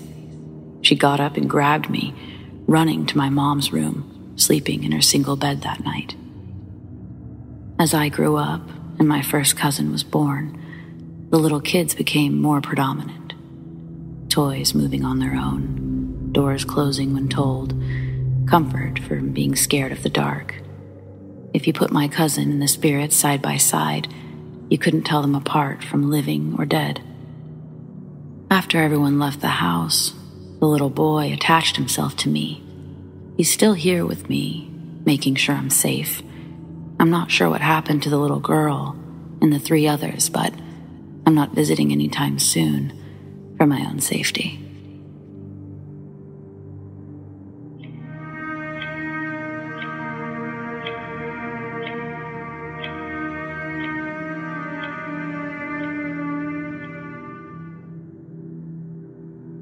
First, the backstory for context. At the beginning of my paranormal experience, the neighborhood that our house was in was not the safest. It was a very lower income neighborhood in the heart of a large metropolitan city in its early stages of development and gentrification. When we moved in, 3 of the 5 houses bordering our property were legit drug houses. In my neighborhood at the time, it was best to keep to yourself, mind your own business, and not bring any attention to yourself. Our immediate next-door neighbor had constant traffic in and out of their house, and it was very obvious what was going on. Drugs. We always minded our business, but I tried to still be cordial and say hi and wave if my neighbor was outside at the same time as me. He was always polite to me, but we had very limited interaction. But sometimes, some of the neighbor's customers would make me very uncomfortable by watching me, catcalling me, or saying sexually or racially derogatory things if I was outside, doing yard work, taking out the trash, or getting in my car. I'd just ignore them and quickly go inside, but these interactions made me very uncomfortable. I didn't feel safe if I was home alone without my husband. 2 weeks after the paranormal experience that I'm about to share, we woke up in the middle of the night to a lot of commotion. When I looked out our bedroom window, I saw the cops raiding our neighbor's house. I found out later from news reports that the owners were charged with distributing heroin, cocaine, fentanyl, and crack cocaine. They also had a large stock of illegal firearms, a significant amount of cash, and one of the individuals living there was on the run, wanted on murder and robbery charges. He was hiding out in this house during the paranormal incident that I'll describe. So, the paranormal part. It was late one night, after midnight. My husband and dog were sleeping in our bedroom. We'd made chicken fajitas that night, so the packaging from raw chicken was inside the trash can. I was in the kitchen, bent over the trash can to take the bag out and take it to our recycling bin on the side of our house so that it wouldn't stink up my kitchen. Due to the way our property's set up, to get to the bin outside, I just walk out the front door and to the side of the house. When I was bent over the trash can getting ready to pull the bag out, I felt what I thought was my husband walk up right behind me, lean over me like he was about to hug me. He's 6'3", I'm 5'4", so he towers over me. I giggle and bend down further to dodge him and turn around quickly as I say, "I hug you first." And just as I turn and go to grab him around the waist to give him a big bear hug, I saw a woman standing in the middle of my kitchen, about 4 feet away from me. She instantly put her arms out towards me with her palms open, like you would do when telling someone to stop. And she floated, glided, quickly towards me while she mouthed, "No." And as soon as she got inches from me, she literally vanished into thin air. In one instance, she was gliding so quickly towards me, and the next, she just disappeared. I did not hear anything, but her face had an expression of panic, and even though I didn't hear her yell it, her mouth screamed, "No." This happened so fast, literally in a span of 2 or 3 seconds. The only details about her appearance that I could recall was that she was completely solid, not transparent or translucent. She was wearing a long black dress with long sleeves and a white double-layered scalloped collar. The cuffs of her sleeves were slightly belled, and there were little white buttons going down the entire length of the front of the dress. She was about my height. Her eyes were strikingly light blue, and she had long, very thick, tight, curly, and very unruly jet black hair. She had pale skin, and she was floating a few feet above the ground. It happened so quickly, those are the only details I could immediately remember. I was in such shock and disbelief. Immediately after she vanished, I stood still for maybe 1 or 2 seconds, and then I bolted past where she was just a few seconds before and ran into my bedroom screaming for my husband to wake up. He instantly jumped out of bed and grabbed me, asked me what was wrong. I started crying. All I could manage to sputter out was, "Someone's in our house." Before I could explain further, he grabbed his pistol from the nightstand and ran out of the bedroom to find the intruder. Our dog, a 90-pound pit bull, who was in our bedroom at the time, also woke up and immediately started growling and barking at the entrance of our bedroom. He got in between me and the bedroom door frame and was barking and growling incessantly. I heard my husband calling for the dog for backup, and the dog refused to go to my husband, which is very out of character. My husband came back to our bedroom and said he didn't find anyone, that all the doors and windows are locked. There's no sign of a break-in. I told him he wouldn't find anything or anyone because it wasn't a person, but a spirit. At this point, my skeptic husband rolled his eyes and started berating me for waking him up to stupid ghost stories. But when he saw that I was so legitimately scared and shaken up, he sat down and asked me to explain what happened.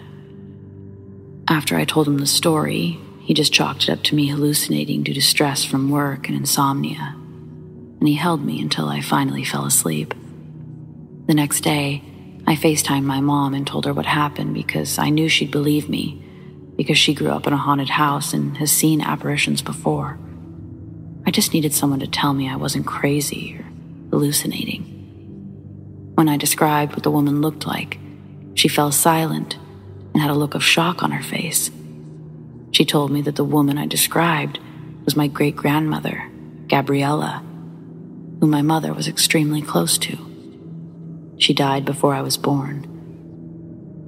I had never seen a picture of her because the only photos that the family had of her were in a box that was lost in the 50s during my grandparents' move to the States. However, my mother said that my grandmother still had my great-grandmother's dress that she made herself and wore almost every day. The next weekend, I took a trip a state away to see my grandmother with my mother, and I told her what happened. We spent the day in her attic looking for the dress. My mother found it in a suitcase, and when she pulled it out, I was in disbelief. It was the same dress that the woman I saw was wearing. Long black dress with slightly flared belled sleeves, small white buttons along the length of the front of the dress, and the unmistakable double-layered white collar with the scalloped edges. After discussing everything with my mother and grandmother, we all believed that on that night, my great-grandmother, Gabriella, stopped me from taking the trash outside to protect me from someone outside. It's the only thing I can think of, especially considering the constant crime and questionable people that were always present outside my front door, so close to me. I truly believe that if I'd taken the trash out that night, I may have seen something that I shouldn't have, a drug deal in progress, or been assaulted by one of the neighbor's customers that would threaten and sexually harass me. Luckily for us, after the drug raid, the neighbor's house was foreclosed. A developer bought the house and tore it down to build a new one. The neighborhood has done a 180 and been cleaned up. Our property has increased in value tenfold since this happened 4 years ago. It's a genuinely safe neighborhood now. But after that experience, I will never walk out of my front door by myself in the middle of the night again, even if it means waking up to a stinky kitchen.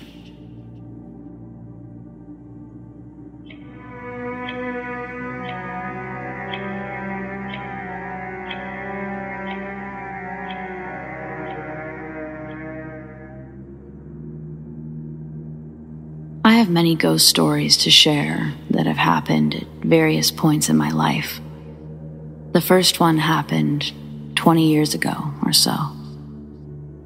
I was staying over at my dad's house for the weekend back when I was 6 or 7. At the time, my sister and brother were living there, so I didn't have a bed. Instead, I was sleeping in my father's room, on the floor, on a big circular cushion. My father's house was eerie, to say the least. I really didn't like being there. The reasons will become clear soon, but I had just gone to bed. My head was facing into the hallway. My father was downstairs, lying down on the couch, watching TV. As I was laying there, I started to hear some odd noises. I brushed it off as my father's cats. No big deal. I turned over to face the wall and closed my eyes. The noises continued, and they were getting louder. I started to get scared, and something was telling me to turn around and look into the hallway. I wish I hadn't. There in the hallway was this black shadow crawling on the floor, coming down the hallway. It then crawled up the wall and onto the ceiling. As any child would do at that point, I pulled the blankets over my head and I closed my eyes tight. When I opened my eyes and pulled down the blankets, the shadow was gone.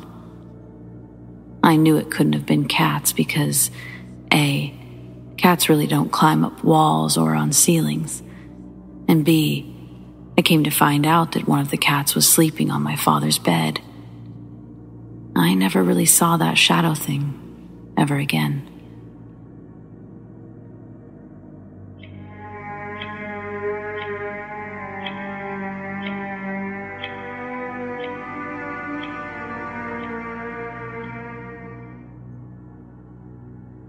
When I was younger, probably around 5th grade, is when I really started to notice it.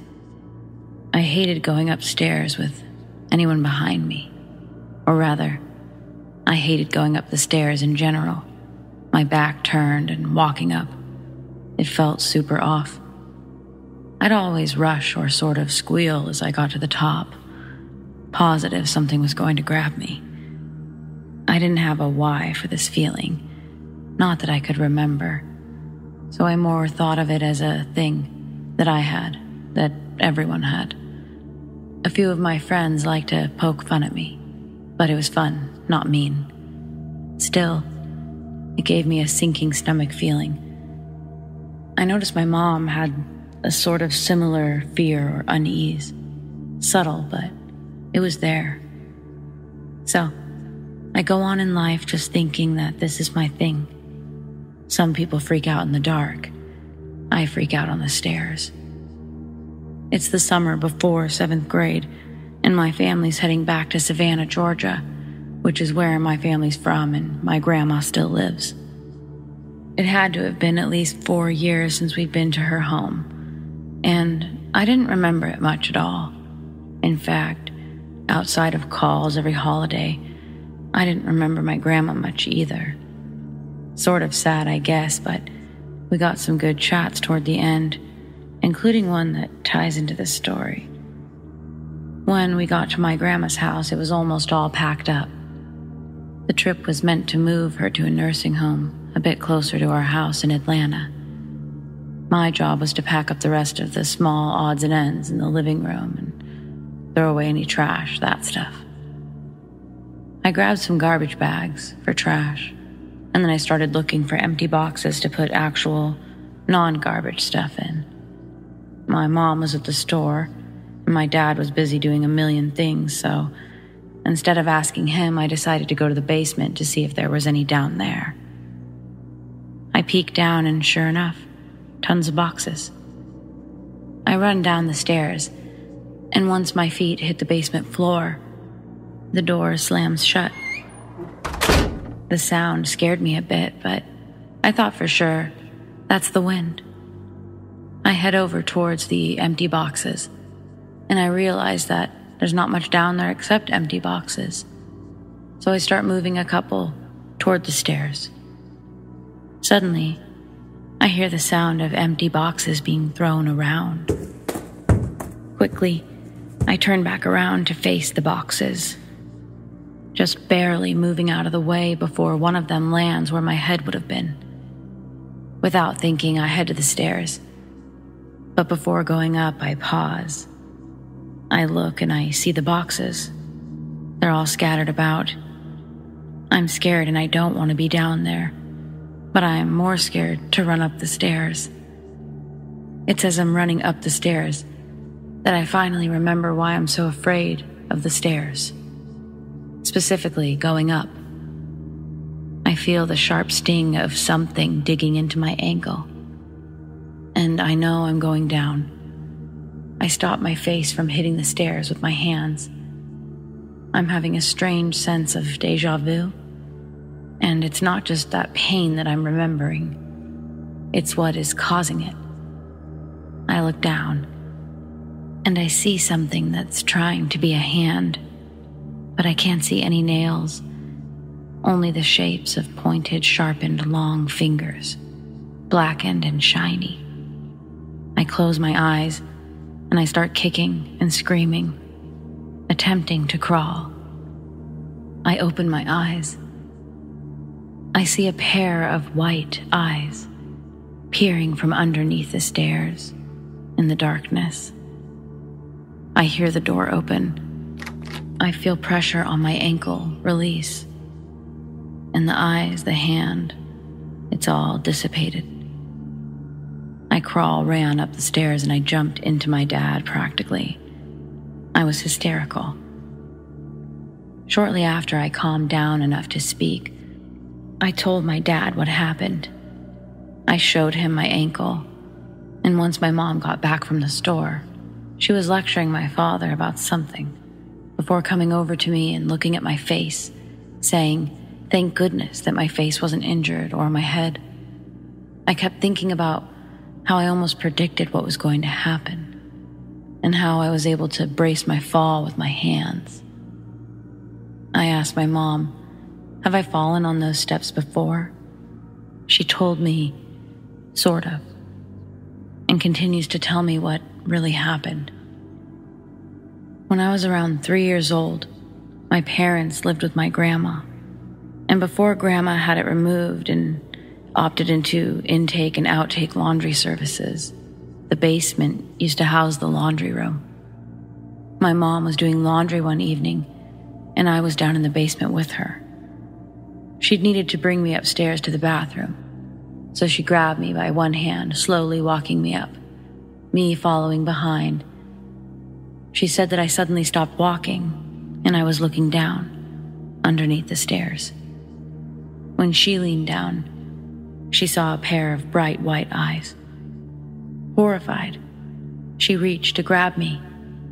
Picking me up, she turned to run away, but something gripped her ankle.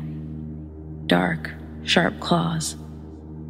And as she felt herself falling with me in her arms, she practically used her face as a shield, raising me above her head as she hit the stairs.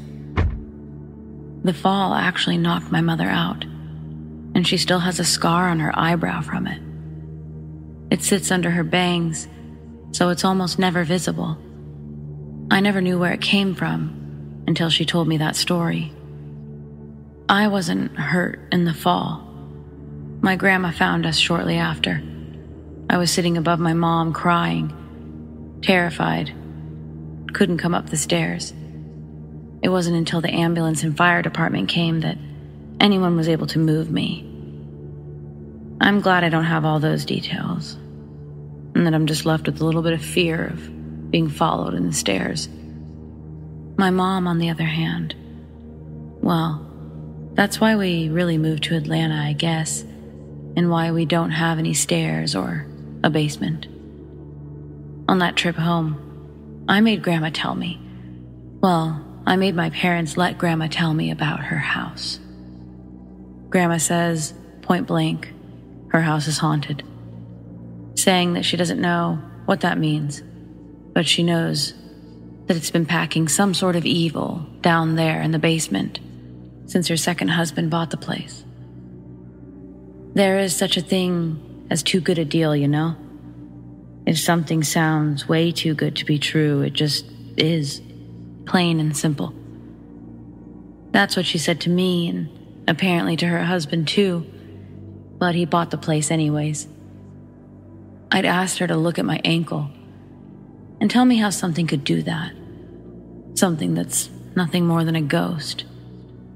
She looked at me dead in the eyes and told me, "Honey, I said it's haunted. I didn't say I knew what haunted it."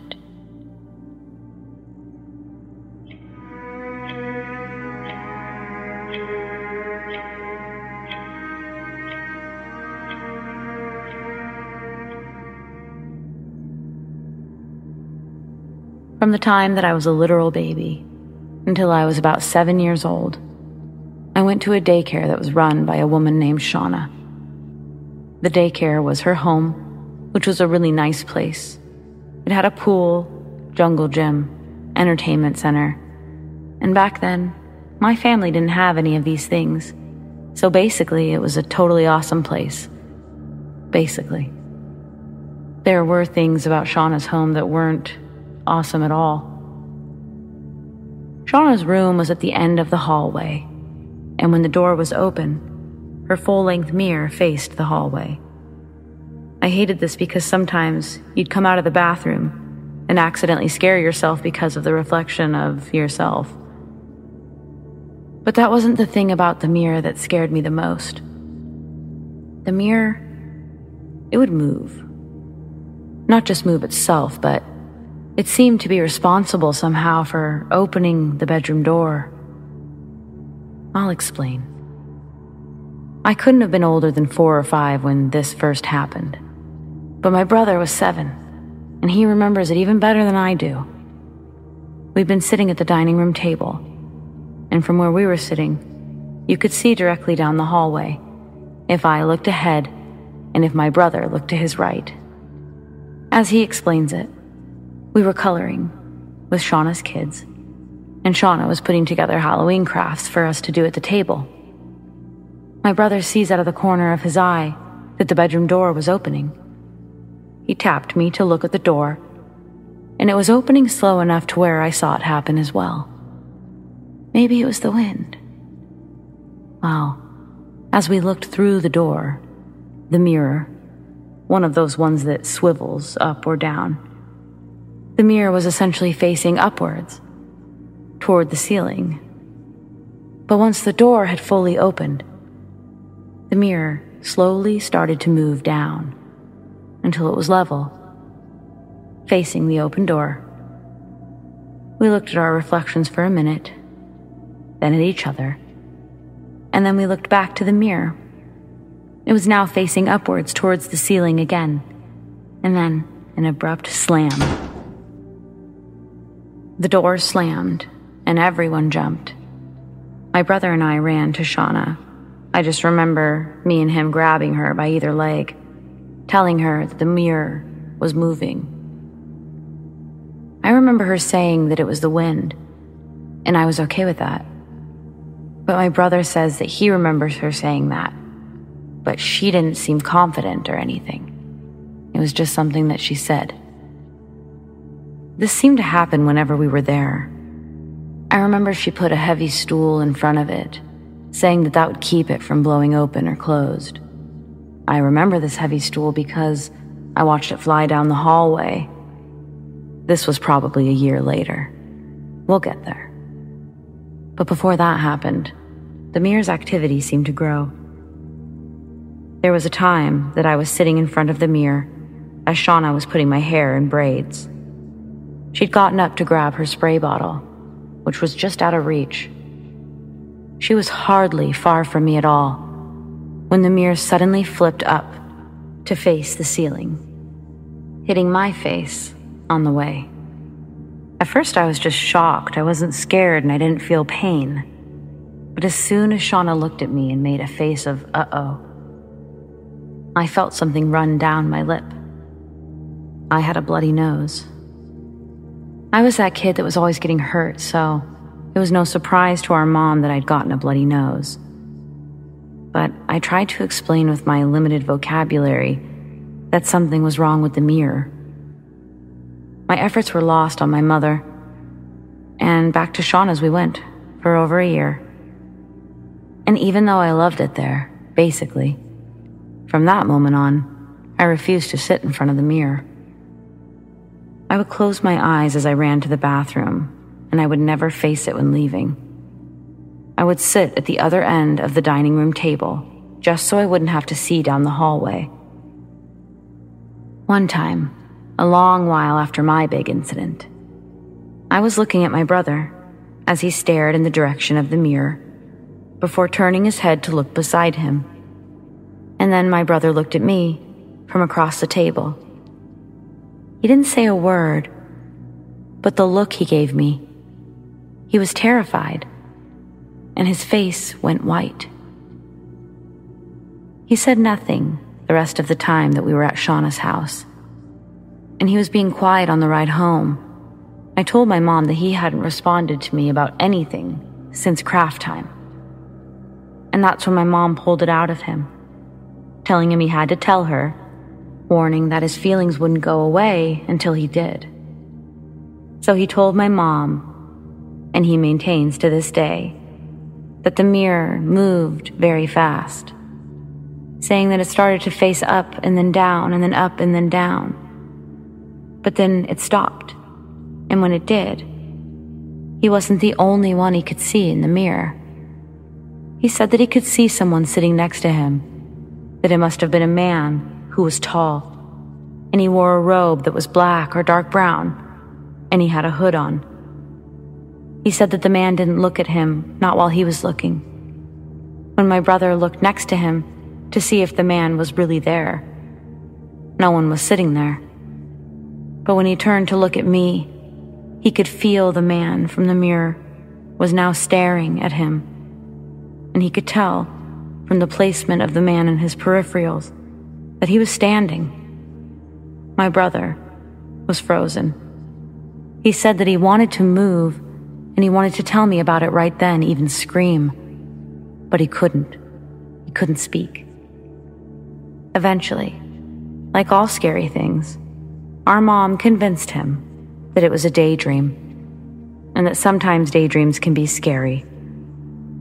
She says now that at the time, she didn't have any options for us. Shauna was a family friend, and my mom could barely afford the rate for one child at any normal daycare. Shauna had given her the same rate for the two of us. So, back to Shauna's. The stool, the one that kept the door from slamming. Well, one day, we were all swimming, and I had to use the bathroom. I was very hesitant to do this alone, but Shauna had to stay outside to watch the rest of the kids. So I asked my brother to go with me. After I used the restroom, he decided that he had to use it too, and he asked me to wait for him. I reluctantly agreed, just facing the opposite direction of the mirror, looking out towards the dining room table, waiting. Suddenly, I hear a noise. It sounded like it came from behind me, so I whipped my head around. Just as the heavy stool flew across the floor, down the hall, and crashed into the wall just before the dining room. It made a loud crashing noise, and I screamed. And as bad as I felt, I ran outside. I was screaming to Shauna that the chair just flew at me. She had no idea what I was talking about until she went inside. That's when she saw the stool. She saw that it had broken a leg and that it had managed to dent the wall.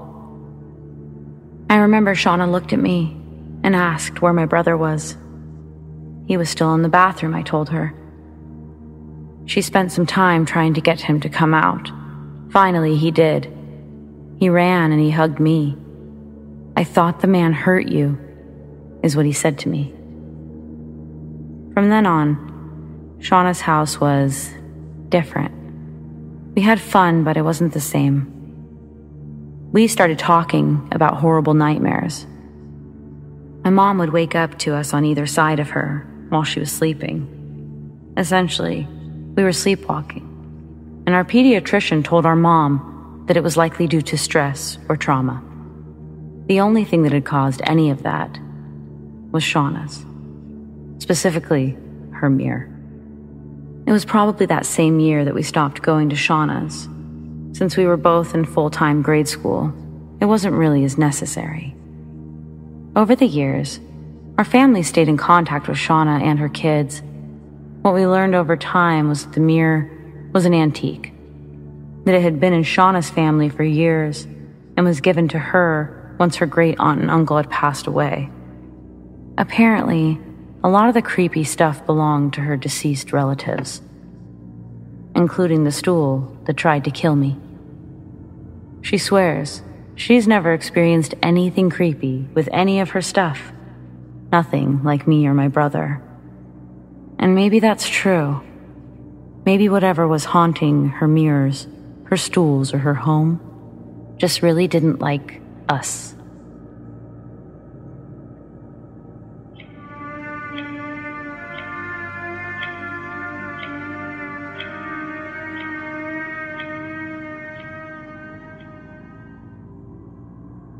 My husband and I bought a house in California.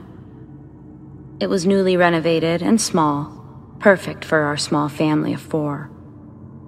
Before it was renovated, drug addicts had squatted in the house for months, and so even though the history wasn't good, I never felt any dark energy in the house.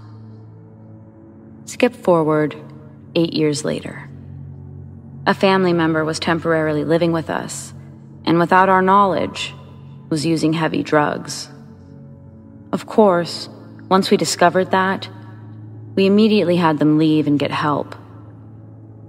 We found out that they'd been using drugs in our garage, where our washing machine and dryer are located. After they moved out, I began to feel dark energy in the darkness near our garage door. Whenever I went to do laundry, I felt this menacing male spirit glaring at me from the darkness. Being terrified in the garage, I would rush through the laundry and run inside. That was my routine. This happened for 3 years. Eventually, my husband would burn sage and walk through the house, especially the garage. It seemed to help. Months later, I was doing the laundry at night. While I was distracted by my thoughts, I heard a voice that sounded like a male. It was breathing heavily behind my ear. I immediately ran out of the garage. This happened one other time. The paranormal weirdness has gone away, but I still feel slightly afraid while in the garage. But this fear feels different. I think that it is due to memories of the bad energy, and maybe not so much bad energy itself.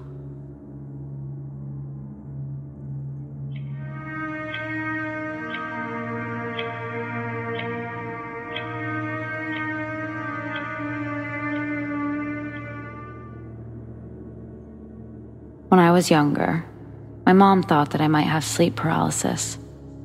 I would complain about nightmares of shadows dancing around me in my room at night. I would tell my mom that I was screaming for her and she never came to save me. She always felt really awful that she couldn't hear me. She started to let me sleep in her room because it got so bad. That's when she noticed that I wasn't physically waking up or making noises. So the answer was night terrors or sleep paralysis. Even the suggestion that I was just scared to sleep alone like a lot of kids, afraid of the dark. There wasn't much of a cure, but my mom needed me to sleep in my own room. She'd gotten nightlights and hallway nightlights, but the dark wasn't exactly what I was afraid of. It was everything that seemed to come with the darkness. This is when I really start to recall strange events, when I was back in my old room for the nights. One of my nightlights was a moving one. It had pictures on the inside of seashells and seahorses. Those would reflect onto the wall, creating a sort of projection. I would watch it until I fell asleep, and most of the time that worked. But on occasion, I would have my eyes closed and feel like someone was looking over me. And when I'd open them so slightly, there was no one. But the things being projected weren't the usual seahorses and seashells. Instead, it looked like melting sad faces. And the light was a dark orange instead of the light purple that it had always been. I'd close my eyes and just try to forget the melting faces, but eventually, I just stopped using that light altogether. Then the lady, always an old woman, and always at the foot of my bed. She was either short, really short, or was kneeling down in some way. But she watched me. Her eyes were foggy white. Her skin was almost green, and it had small cracks. They seemed to create shadows of their own all across her face. She didn't do anything but watch, and I couldn't do anything but lay there. Eventually, morning would always come, and I wouldn't have to worry about it, not until night. For who knows how long I tried to ignore her. But that was impossible. So I thought that I would fall asleep in the living room, and that actually seemed to help. I don't know why, but she wouldn't appear. My mom told me that I couldn't sleep in front of the TV every night, and that I needed to use my bedroom. I would start in there to appease her, but I would move to the living room. Naturally, this didn't fool her, because she was finding me in the living room every morning. I really didn't want to have more tests done or go to the doctor. I didn't want my mom to think I was crazy, so I honestly just kept it to myself for a long time. I kept sleeping in my room, and though she wouldn't appear every night, I saw the woman on occasion, the old woman. I would tell myself that it was a dream, and I started to just keep my eyes closed no matter what. And like the couch, it seemed to help. I would eventually fall asleep. Towards the end of us living in this particular house, the woman became more active. Since I wasn't opening my eyes, she found other ways to get my attention. One night, I was falling asleep when I felt a tickle on my foot. It jolted me awake, but I didn't move. I almost forgot about the woman until I opened my eyes. I was paralyzed, but I could see that my foot wasn't under the covers at all. It was in front of the old woman's face, and as much as I wanted to move it, I couldn't. But she could. I saw her sort of rise from her position, making her way towards my left side. I could follow with my eyes, but I couldn't move anything else. She crouched in very close, and my nostrils burned, like they do sometimes when you drink something carbonated. I felt incredibly cold and I just had to close my eyes. She said nothing, but I felt her move away from my face. I opened my eyes to see her back at the end of my bed. Now, she was grabbing my foot in one hand, and something was in her other hand. Maybe it was her fingers themselves, but she held up something very sharp. And in an instant, she swiped it across the bottom of my foot, and I could feel real pain. I didn't make a sound, but I felt cold tears run down my cheek. I could also feel coldness coming from the bottom of my foot. I felt exhausted and terrified since I couldn't move. I closed my eyes tight.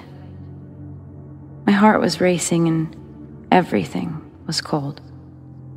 Eventually, I felt myself be able to move my hands, but without my consent, they clenched into fists. My whole body was tight. Still, I kept my eyes closed. Suddenly, I felt like I could move everything, and I began to unclench my fists. My fingers were sore from clenching, but my body, I felt it relax. As I was laying there, I noticed while everything seemed normal, my heart was still beating really fast. I pried my eyes open. I could see that it was light inside my room now. There was no longer a woman at the foot of my bed. As I got out of bed, I winced in pain. My foot was tender. I leaned over the edge of the bed, and I could see that blood had soaked a bit of the bottom sheet and had dripped onto the floor. I felt dizzy, not from the blood, but from the mixture of fear and disbelief. All this time, I'd built up my experience as being intense dreams or night terrors. But if it was a dream, then that doesn't explain my foot. And if it wasn't a dream, well, that doesn't really explain my foot either. What the hell happened? When I eventually told my mom, she was convinced I cut it outside somehow. Blamed it on me always having bare feet. At least that's what she kept telling me, repeatedly. So when it came to convincing my mom something was going on, I basically gave up. It felt better than having her think I was fibbing in some way all the time. After that main event, we still lived in the house for almost a year or so, and I felt that old woman here and there, even accidentally caught a glimpse or two, but she never did touch me again.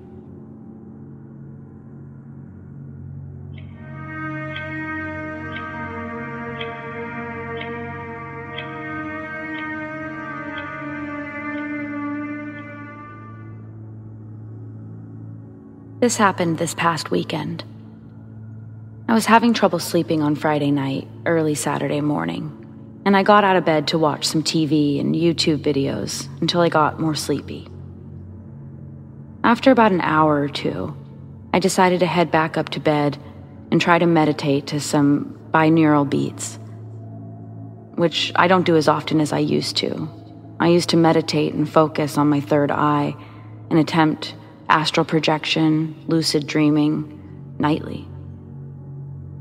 This was the first time in a long while I listened to a particular hour-long video with pure binaural beats and no music.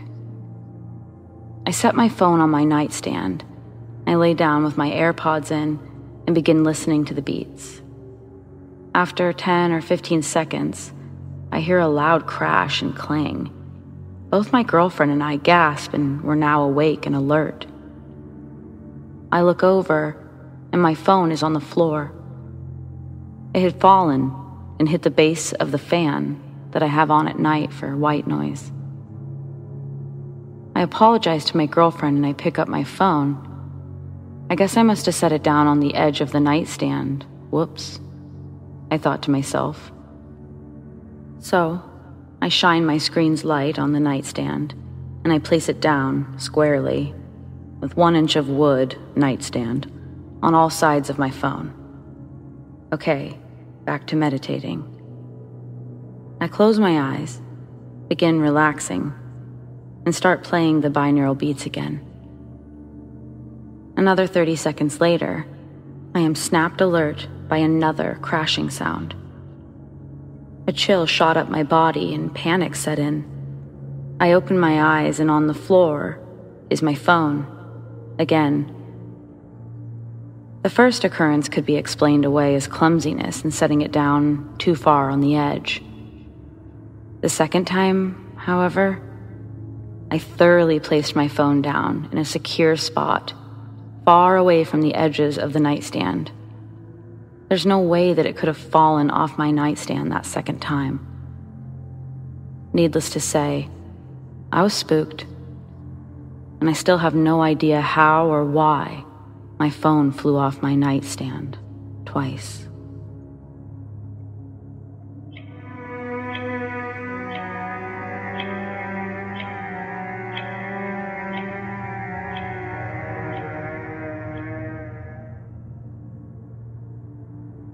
There's no good way to start this story, so I'll just get right into it. Several years ago, I was a pretty different person. I was a thief. A pretty good thief, but a thief nonetheless. I considered stopping for years, but it's easier said than done. At least that's what I told myself for those years. But my petty thieving days came to an end pretty abruptly after this experience. I was freshly 18 and really wanted to pull off a good one. Usually I would check out the classifieds within town to see who had posted for a house sitter, a dog sitter, etc., because I knew that meant the house would be vacant or at least the owners wouldn't be home. If I ran into a caretaker or somebody at the property, my cover was usually that I did yard work for the family, whose names were fairly easy to locate. I'd never run into a situation where anyone questioned me further or even questioned my responses. So this house, this situation was slightly different. It sat at the end of the block, tucked behind some trees and some tall bushes. It was a rental. The man had rented the place out for years. The man I knew. The tenants were changing all the time, though. I'd been scoping out the house for weeks because the latest tenants seemed really flashy, with their cars, their clothes. Everything about them screamed money. Except the house, of course. The house was bigger than most, but just as shabby as the others in the neighborhood. These tenants liked to party. Loud-ass music, lots of bonfires, lots of drinking. It seemed like the place to be. And then one day, that turned into a few days, no one was around. I watched. No one came in or out of that place for almost 5 days. I decided it was my time to make a move on the house. After scoping the actual property, I was sure it was safe. I already knew there was no security system because I actually had done yard work for this owner before. When he was getting ready to move in new people or move people out, he'd call my dad, who would send me. But aside from that knowledge, there were a couple of windows open. Not the actual window, but the shades were open. The house was absent of all movement and light. Through one window, I could see an Xbox 360. Mind you, this was 2005, and they were fresh on the market. I knew there was no chance in hell that I was going to be getting this for Christmas or anything, so I put it on my mental to-steal list. I continued walking the perimeter, and I got to the back door. To my surprise, it was already ajar. Enough so that I could actually poke my head and shoulders inside without going in all the way. The house smelled terrible. That was the first sign. First of a few that tried to tell me that this was a bad idea. Setting the smell aside, I walked into the dark house. I was in the dining room. Table set with super fancy dishes, old-looking but still new in their condition. Either silver or silver-brushed. The chairs themselves seemed to be hand-carved and incredibly heavy-duty, like the table. The house wasn't messy, but it looked like they'd left in a hurry. Possibly there was a fight, some broken glass. The more I walked through the house, the more I got the vibe that somebody had already been through there. Someone like me. All of the kitchen drawers and cabinets were open in the kitchen and dining room. There were clothes thrown about in the bedrooms, and the drawers were open. But all the electronics were still there. And even the clothes themselves, the really nice ones. People wouldn't have just left those behind. I added them to my to-steal list, and I kept walking through the house. I knew there was a master bedroom on the other side of the house, so I made my way across the living room. As I walked through and looked back at the rooms, forward at the master, and then to the front door, I noticed that each of the bedrooms had a line of salt in front of it, like someone had straight up poured a line at the entrance of each door. Maybe that should have been yet another sign for me to take, telling me I shouldn't be there. I didn't think about it like that. Not right away. In fact, I noticed I was careless on my way in, and the lines that were meant for the back door had been disturbed. So, oh well, I thought. The master bedroom door was closed. It felt more like it was stuck. Maybe even locked, but after a couple good slams against it, the door opened. But at the same time, there was a noise from behind me, coming from the bathroom maybe. It didn't keep happening, but I was sure that it was different, separate from the sound of me opening the master bedroom door. I made a mental note to hit the bathroom on the way out. But again, I probably should have checked in that moment. All my thoughts, at least productive ones, ceased when I actually stepped into the master bedroom. The room was dark, but even without lights, I could see that something was really fucked up about this room. It was absolutely the source of the bad smell. I could clearly see something, many somethings, covering the floors. Carved into the wood floors were random symbols, and there was graffiti all over the walls, the bedding. With the lights on, it just brought the horror to life. It was clear that some sort of ritual took place here. I truly don't know what I'm talking about when it comes to that stuff, but I mean symbols, blood, the salt, the circle. Bad stuff everywhere. I started feeling extra creeped out, walking over and around all this shit. But I had to see what was in the bathroom. Dead animals. Or at least parts of them. I couldn't believe I'd gone from designer clothes and Xbox 360 to the dungeon of the devil himself. I left that room so quick. I couldn't tell you what kind of animals because I could hardly believe my eyes and all. But let's just say usual forest critters. Raccoon, squirrel tails, and such. This was fucked. Now out of that room, I made my way to the other bathroom. Not to check out things to steal, but because I was literally about to puke everywhere. And I did. But at least I made it into the toilet. I was brought to my feet pretty quickly as I heard the bathroom door slam shut. I grabbed the handle, but it wouldn't budge. My first thought is that it was the landlord, the owner. So I called out his name, saying I got concerned that somebody was hurt inside and that the smell was terrible. No response. And the door suddenly opened, making me stammer back a bit. I stepped out a bit hurried, expecting to see someone, but I saw no one. Bathroom door slammed shut behind me, scaring the shit out of me. I probably should have left, but not before I got that Xbox 360, I told myself. You're gonna die here. A woman's voice had whispered that into my ear. And I don't mean I just heard a whisper. I mean I felt the breath from the whisper, and it was practically in my head. It was so close to my ear.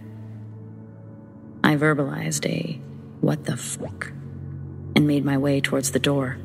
Fuck the 360. I was almost to the kitchen when I felt something touch the small of my back. This time, I couldn't turn to look, couldn't jump from being startled. I was actually frozen in place. The feeling continued up my back. It felt like fingers just walking up my spine. I imagined myself swinging backwards and knocking whatever it was out. But no matter how much I tried or told my brain to move my body, it didn't work. I could move my eyes, and I was looking in every direction as much as I could. There was nothing there. The creeping continues up my spine, my neck, atop my head. Then the breathing started. Almost a heavy pant in my ear. I could feel the breath, as I felt before with the whisper. It was hot. It was heavy. And it even had a smell accompanying it. The smell was like rotten eggs. It was so overpowering, I thought I might puke again. And just as I was about to, I could move again. The breathing stopped. It was a mad dash toward the back door at that point. And on the way out, I couldn't help but notice that every single cupboard and every single drawer that had been opened minutes ago were now closed. I didn't even bother being discreet on the way out. I honestly may have been screaming or making some sort of noise as I did. The next thing I really remember was sitting on my back steps drinking water. So I sat there for a good while, literally thinking about the choices I'd made, what just happened in there. I had no logical explanation, still don't really, especially for the next part. Because let's just say I hallucinated it all. Highly unlikely, but let's pretend. How does one explain the literal scratches on my back? The ones that went from the small of my back to my neck. They weren't deep, like no blood, but they were absolutely there. Eventually, they faded away. But what didn't fade away was the feeling that the whole experience gave me. Definitely enough to scare me straight, if you will. I never so much as stole a sugar packet after that whole thing. So while I'm pretty sure whatever was in that house was absolutely evil and likely wanted me to die, the lesson I took away from the whole thing is probably what has saved my life.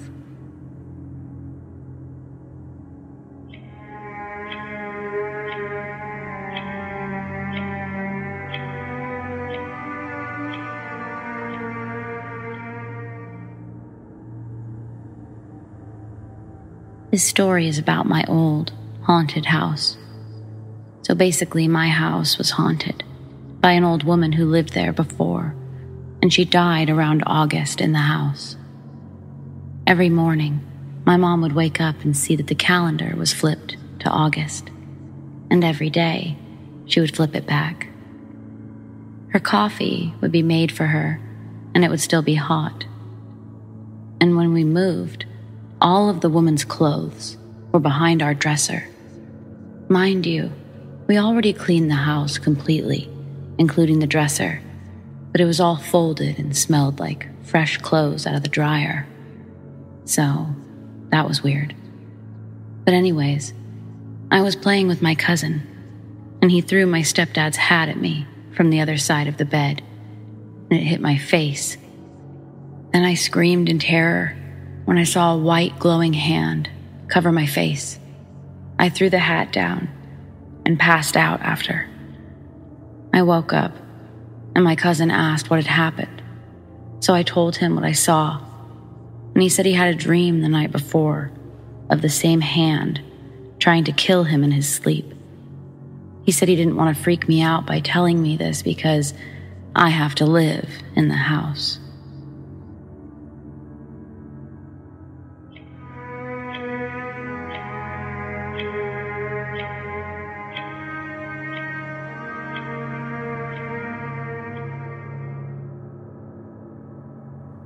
So I wanted to share this creepy encounter.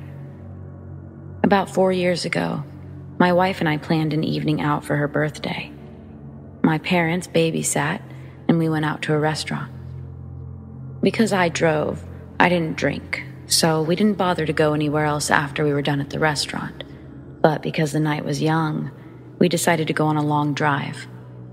A location which was relatively nearby was a large national park. We decided to take a drive up there and just sit and chat under the stars. When we arrived up there, the country roads were dead. I found a nice open parking area to pull the car up in. We sat inside the car, talking. We started making out, and things carried on until, At no point did either of us leave the car. As we were doing the deed, headlights lit up our vehicle. Instantly, we were like, oh God, there's somebody driving up. I hope they don't see what we're doing. For me, it was an instant turnoff. So I got dressed and stopped what we were doing. I thought the car was just a fellow traveler passing by, but to our surprise, the car pulled into our area and began circling us. I put the keys in the ignition and said, let's go. I drove out of the car parking area onto the road and back to the main connecting road. The car followed. Once on the main connecting road, we could see the make, model, and color of the car that was now following us. It was a dark red Ford. I drove quickly, but not recklessly. The car matched my speed and was right up my ass. At this point, neither of us were 100% sure if we were being paranoid or if this car was really meaning to follow us. So I said, I know what I'll do. I'll pull off at a random turn and see what they do. So I put my foot down, and after a few hundred yards down the main road, I made a late left turn down a really narrow side lane. I pulled up a little while on this road, stopped, and turned my lights off. I watched in my rearview mirror to see if the red Ford carried straight on the main road or if he turned off. A few seconds later, there he was. He had turned off and was now coming down this narrow lane towards us again. At first, we were blinded by his headlights, but I was sure it was him. My wife said, I don't think it is the same car, And I said, it is. Look. As he got closer, it became apparent it was the same car. So I drove down the road further, and luckily, I found a space big enough to turn my car around. I spun around and back down to the main road again. He followed. Now, back on the main road for a second time, I decided to speed. As I was heading toward the built-up city center, he kept behind me the whole way. Eventually, we stopped at a red light, and he was right behind. I looked in my rear view and saw his face. To this day, I can still see his face. A middle-aged, slightly tubby man with glasses and thin gray hair. At this point, I was freaked out. We both were. I said to my wife, I'm going to keep driving and try and lose him. But I'm not driving home, so he doesn't know where we live. She agreed. We drove around for maybe another 10 minutes. He was still following. At this point, I was beginning to consider the possibility of calling the cops, but I thought that I would give it a few more minutes of trying to lose him. Thankfully, a few streets later, he turned off and was never seen again. I know it's a real possibility that he may have been a dogger. Not sure if this is a thing in America, but it's basically where strangers meet other strangers in the wilderness to, But if he were a dogger, or if he thought we were doggers, or not, then surely he would have understood we weren't interested when we actively drove away.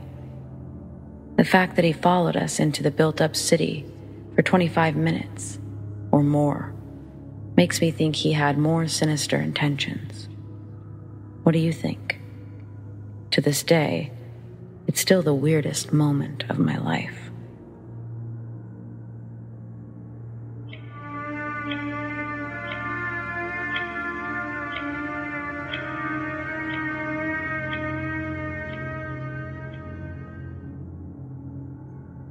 When I was 22 years old, I was pregnant with my oldest child. My child's father, who we'll call Rob, had used illicit drugs in the past before we got together. Our bedroom was set up with our dresser placed against the wall, opposite from our bed. One night, I awoke to the sound of scratching. I looked to the foot of the bed and I saw the outline of Rob's body sitting there, facing the dresser. He was leaning forward a bit, as if he were hovering over something on top of the dresser. I thought he was cutting up drugs, even though he had never done so during the 4 years we'd been together. Extremely confused, I whispered, "Rob, what are you doing?" He didn't acknowledge that he heard me, so with a little more volume in my voice, I repeated his name.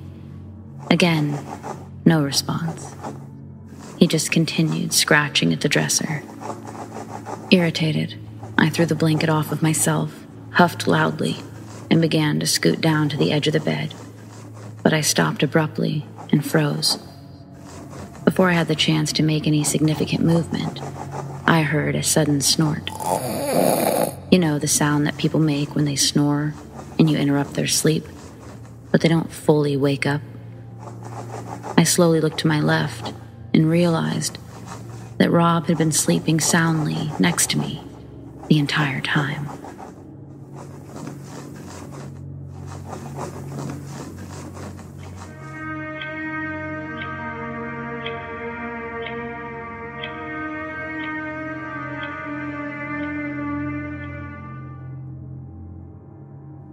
This happened about 10 years ago, when my children were younger and my husband worked a permanent night shift. I'd put the kids to bed and been watching TV for a few hours when I decided it was time to hit the sack. I went and checked on the kids and went to the bathroom to brush my teeth and wash my face before bed. My bathroom was then pretty tiny. We've since moved houses, but the mirror above the sink reflected the door and the corner of the bathroom next to the door. I set about brushing my teeth and having a wash. I was finishing washing my face, and when I was toweling my face off, I looked in the mirror, and I saw a girl staring back at me. She looked to be in her teens, and she stood slouched in the corner of the bathroom, looking back at me in the mirror. She was making direct eye contact, and she wasn't smiling. Just nothing behind the eyes. No emotion. Nothing. She had long, scruffy, dirty-looking curly blonde hair. And she was wearing a long, plain, pale pink t-shirt. She had dark circles under her eyes, like she hadn't slept for a week. I spun around, and there was no one there. I looked back in the mirror, and there was nothing there. I was a bit freaked out. I ran quickly to check on my kids and decided to move them into my bed.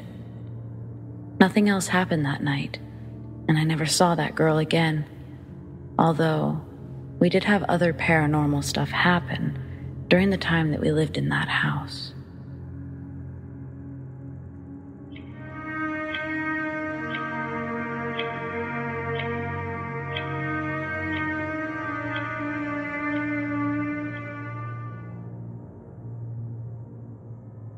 So a few nights ago, I was going to bed while my partner was asleep in the lounge. I tried to wake him up, but he wouldn't, so I just left him, as he looked comfortable anyways. When I went upstairs, I laid in bed on Facebook for about 20 minutes. When I heard footsteps coming up the stairs and into our room, they stopped at the door next to our bed. I looked to the side and saw someone standing there, more like a black figure. It was dark. I couldn't make out any features. Just thinking it was my partner, I looked back at my phone, thinking nothing of it. Now, this is when it freaked me out. I was still thinking it was my partner, and I saw him walk down the hallway. I thought he was going to the bathroom, but then the bathroom door never opened, and I never heard the toilet. When I sat up in bed, I could see straight down the hallway, and it was dark and quiet. At this point, I knew it wasn't my partner because there's no way he'd be in the bathroom without the lights on. I went back downstairs once I calmed down, and he was still asleep. I made sure I woke him up, and he checked all of the rooms and closets upstairs in case there was an intruder, which wasn't the case. It was so weird. I can't stop thinking about it. And that brings me to tonight. It was less than an hour ago. I was downstairs watching Netflix. Everyone is asleep upstairs, and I'm the only one downstairs when I hear something in the kitchen, right next to where I'm sitting. So I walked over to where the sound was coming from, and it was a ball from one of my son's toys, lightly bouncing. It was one of those small plastic balls, and it made the sound a ball makes when you play table tennis, for example. I just picked it up and put it away. Didn't give it much attention. I checked to see if there was wind, but all the doors and windows were locked. Our house is only a year old, so I don't think a draft would be the case. I'm not too sure, though. I can't help but have the feeling that this is just the start of something.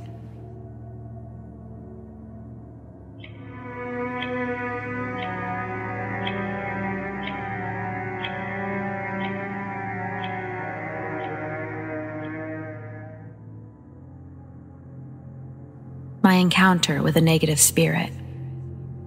So, I'm a practicing witch. I have been for several years.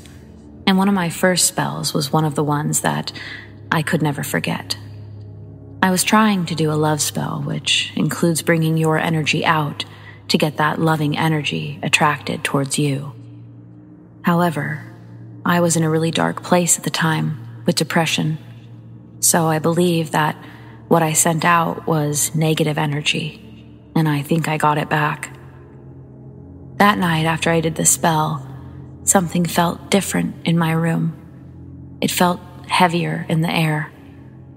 I was on my computer in bed, and all of a sudden, I felt burning going up my arm.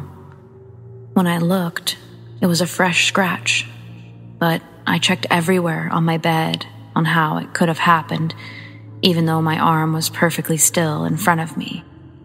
None of my animals were in the room or had gone near me that day. I couldn't find anything sharp around that could have done it, so I was freaked out. Later that night, my dog and cat came into the room and sat on the end of my bed. And then all of a sudden, they were staring at my doorway, growling and hissing, which they never do. So I was a bit confused, and then they both ran out of the room. They weren't fighting or anything. It was like something scared them off. I was weirded out. When I fell asleep, I had a horrible nightmare of dead bodies in a room with a scary-looking plague doctor standing in the middle of them. And I could hear whispers around me going on about a murderous plague doctor, which I guessed was the one I was seeing. I could also smell rotting flesh and, weirdly, lavender. When I woke up, there were loads of flies all over me, which has never happened before. I screamed and flicked them all away. I was trying to smell my room and my house to see if anything was rotting, and that's why I had flies all over me and why I could smell rotting flesh in my dreams. But I couldn't smell anything. I even had a shower to make sure it wasn't me. The heaviness in my room was still strong, almost like something was watching me. I was freaked out and my animals were still acting up, staring at my door, hissing and barking, and I just felt drained. and for several nights I had the same nightmare and woke up with flies all over me. I checked and checked again to see if anything was causing the flies to appear, and I washed myself more and more, but I couldn't find anything, and they kept coming back. This happened for 5 days in a row.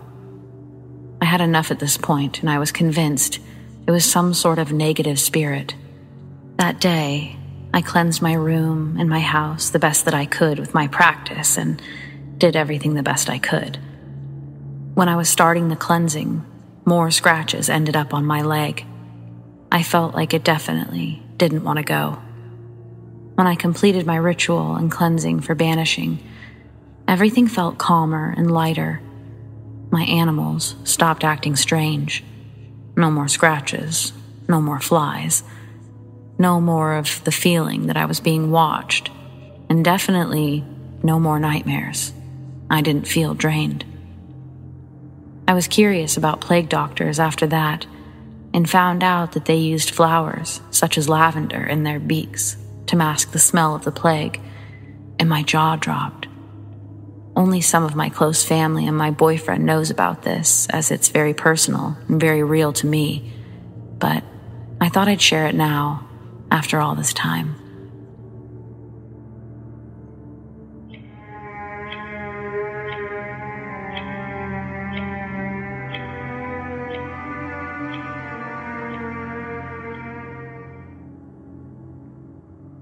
When I was younger, like still slept with my parents type of young, I used to see odd things, like a man with a deformed face, or a scary wolf with red eyes.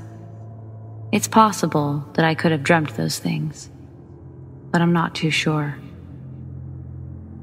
When I got a bit older, I began seeing more stuff, and there's a vivid memory I have, which scared the heck out of me. I think I was around 8 at the time. It was midnight, and I slept with my brother at this time, and the house that I lived in was 2 stories. My brother and I slept across from my parents' room, and next to my parents' room was a bathroom, along with a staircase leading downstairs. So I woke up, and I really needed to use the bathroom. I tried to run to the bathroom, when all of a sudden, I just see some person with a scythe coming up the stairs. Being a curious kid back then, I went down 1 step to see if I was just imagining it, and it continued, going up another step. I went back up a step too, ran back to my room. I still hadn't gone to the bathroom. Whatever I saw, it scared me. I tried waking up my brother, but he wouldn't wake up. I was about to do my business, so I decided to run to the bathroom. I used it, and I caught my breath in there. I left and began knocking on my parents' room, but they didn't answer. So without looking at the staircase, I ran back to my room. From there on, I don't really remember what I did or what happened. But a couple of years later, we moved into an apartment with 2 rooms. I'm currently still living in that apartment with my parents, but just a couple years after this first event, something else strange happened. I was 11, and I saw a girl standing next to my bed, and some black gremlin-looking thing under my desk. I passed it off as some sort of dream, and I did the same when one morning I woke up early, and I saw a small kid running towards my room. I had another brother at the time, but he was still a baby. I got creeped out. He looked exactly as my brother, but transparent. After seeing it, I ran back into the room, the same way the kid went. But I didn't see him. All I saw were my 2 brothers sleeping in their beds. My mom has seen strange stuff happen, but I'm not too sure how her story went. She saw stuff in the other house as well, but she decides to keep those stories to herself. My parents don't really like telling me about their experiences on these topics. Why? I'm not sure. But enough about them. A year passed by and I began seeing more stuff. I saw some random tall black, not skin color, just tall black shadow thing staring at me from the kitchen. I was sitting in the living room and I ran straight out of the apartment into my uncle's house, who lived nearby. My family was having carne asada, and I stayed there until my parents went back home. A while passed by and my brother, who's a bit younger than me, the same one from the time I experienced seeing death, he saw something. We were having a party that day for someone in my family, and my brother was walking home when he saw a girl hanging in a parking lot, as if the girl had committed suicide in the parking lot. There's been stories about a girl who had committed suicide due to bullying a block away from where we lived, and the girl is usually seen with a white dress walking around. I've heard her spirit is nice, but I've never gotten to see her. I didn't really think much of it, but it's just something he encountered.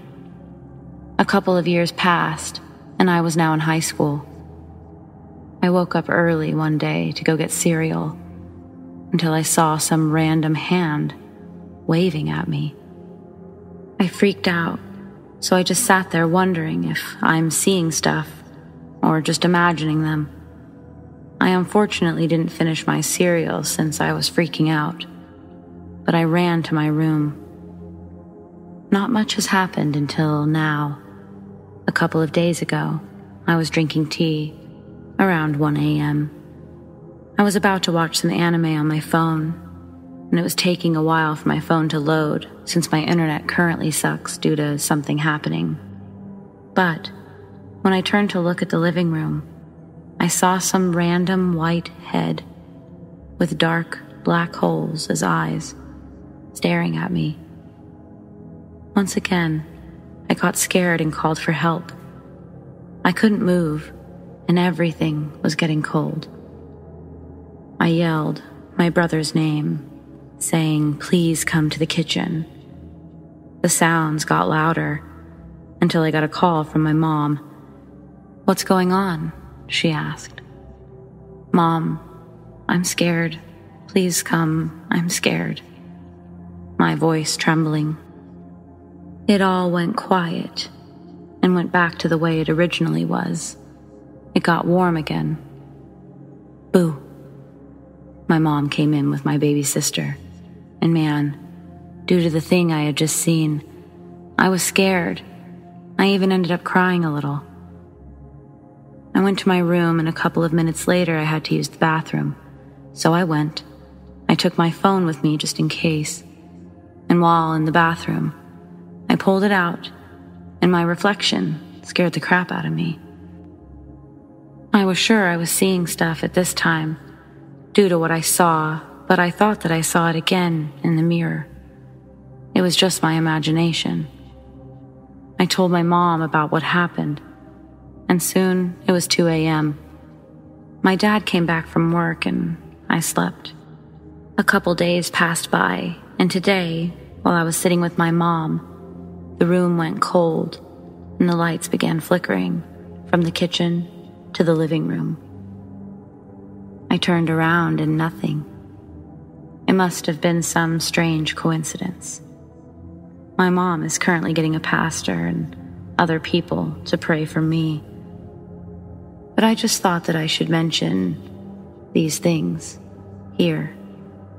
I'm not sure if I was hallucinating in some of these situations, but they're there.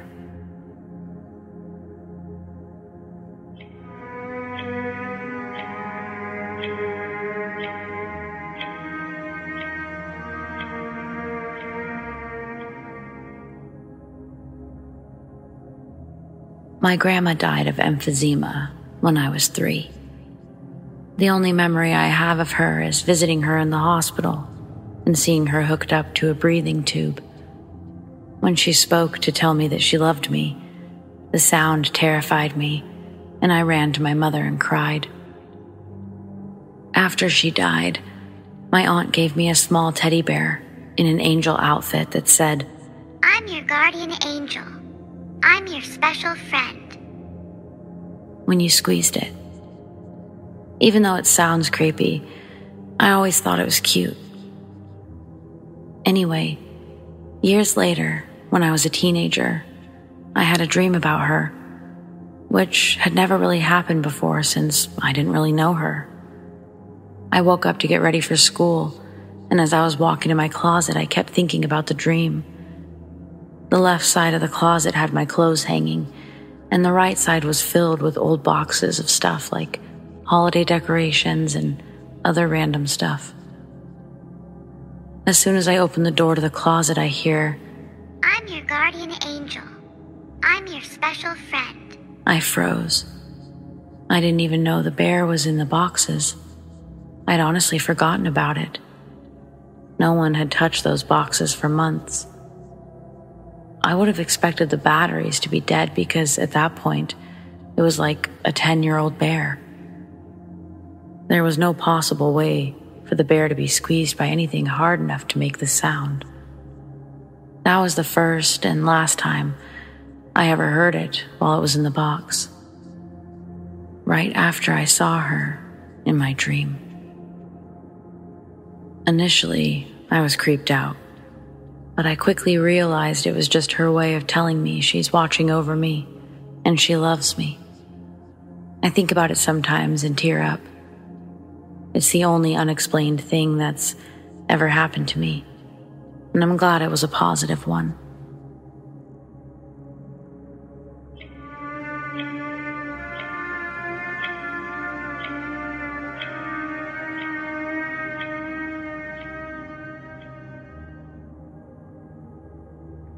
When I was 6 or 7 years old, around 1998, I lived in this very old apartment in Skokie, Illinois. To give you an idea of how old it was, it still used one of those old skeleton keys where you could look through the keyhole and see the other room. I was in my room playing on the side of the bed with my Power Ranger toys. It was about 5 or 6 p.m. The TV was on, and I was alone in the room with my uncle somewhere else in our apartment. I remember this all so clearly, like it happened yesterday. I felt a pressure on my ankle, a painful pressure. I look down and I see a hand, deceased looking, grabbing my leg, trying to pull me under the bed. I fought back, trying to pull my leg away. This only happened for a few seconds. It let go, and at the time, I thought it was my older cousin pulling a prank on me. So I crawled under the bed to see if it was him. Underneath the bed were only empty boxes and nothing to be found. Fast forward to 2021, I finally told my uncle about what happened, and to my surprise, he also had weird things happen to him in that apartment. He told me every night he would have a dream or a nightmare about all of us dying in there. One of them was the apartment collapsing on us. So now I'm curious to ask my other family members that lived there if they ever experienced anything out of the ordinary.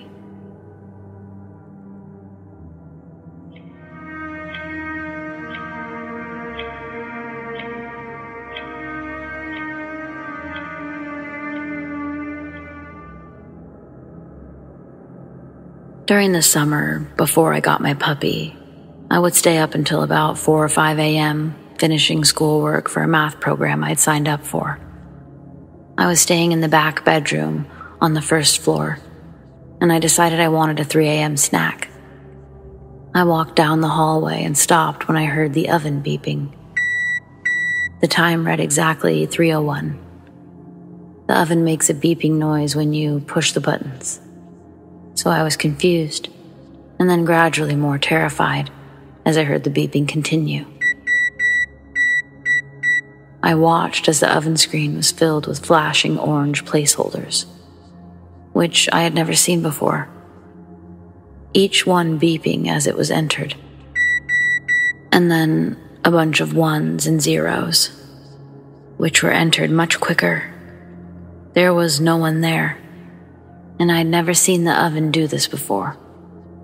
It was as if someone was typing in the numbers. I was freaking out now, but as I moved into full view of the kitchen, toward the stairs to go wake up my parents, it stopped. I froze on the stairs and waited. The oven screen made 1 or 2 more beeping sounds, and then returned to its usual green digital clock. I was horrified. By this time I realized that it would be useless to wake up my parents, as there was no evidence of this happening. There was no immediate danger, and they probably wouldn't believe me anyways. I went straight to bed after that, believing I had seen something I wasn't supposed to.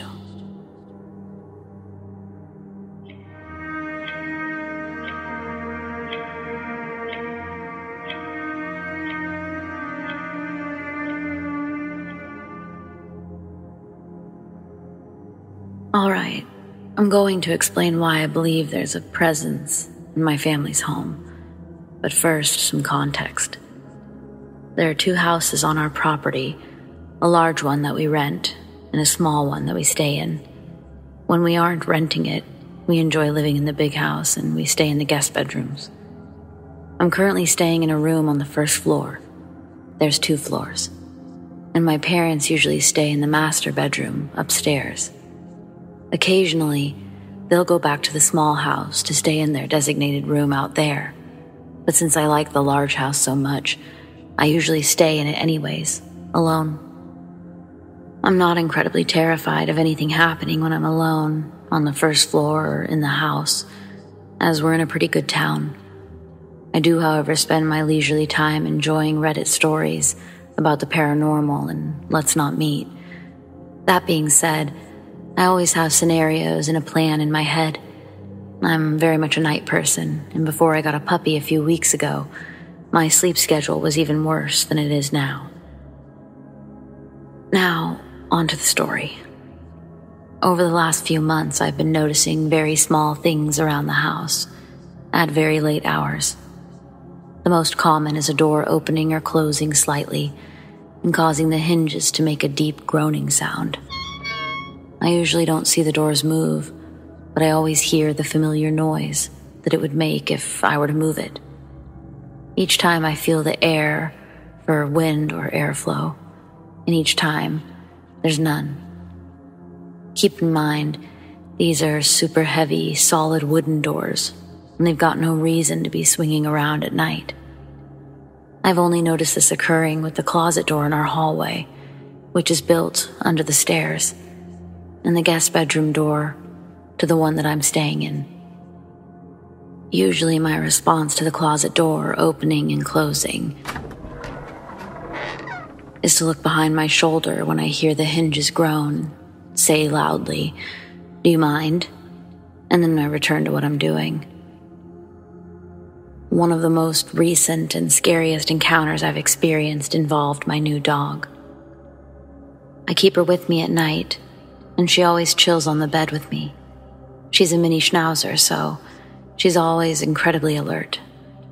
She's pretty bonded to me, so she will occasionally bark at my parents if they sneak up on her.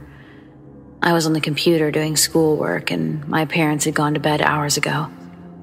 All of a sudden, she started to bark exactly as she would at a person, perched at the end of the bed, facing the closet and the bedroom door.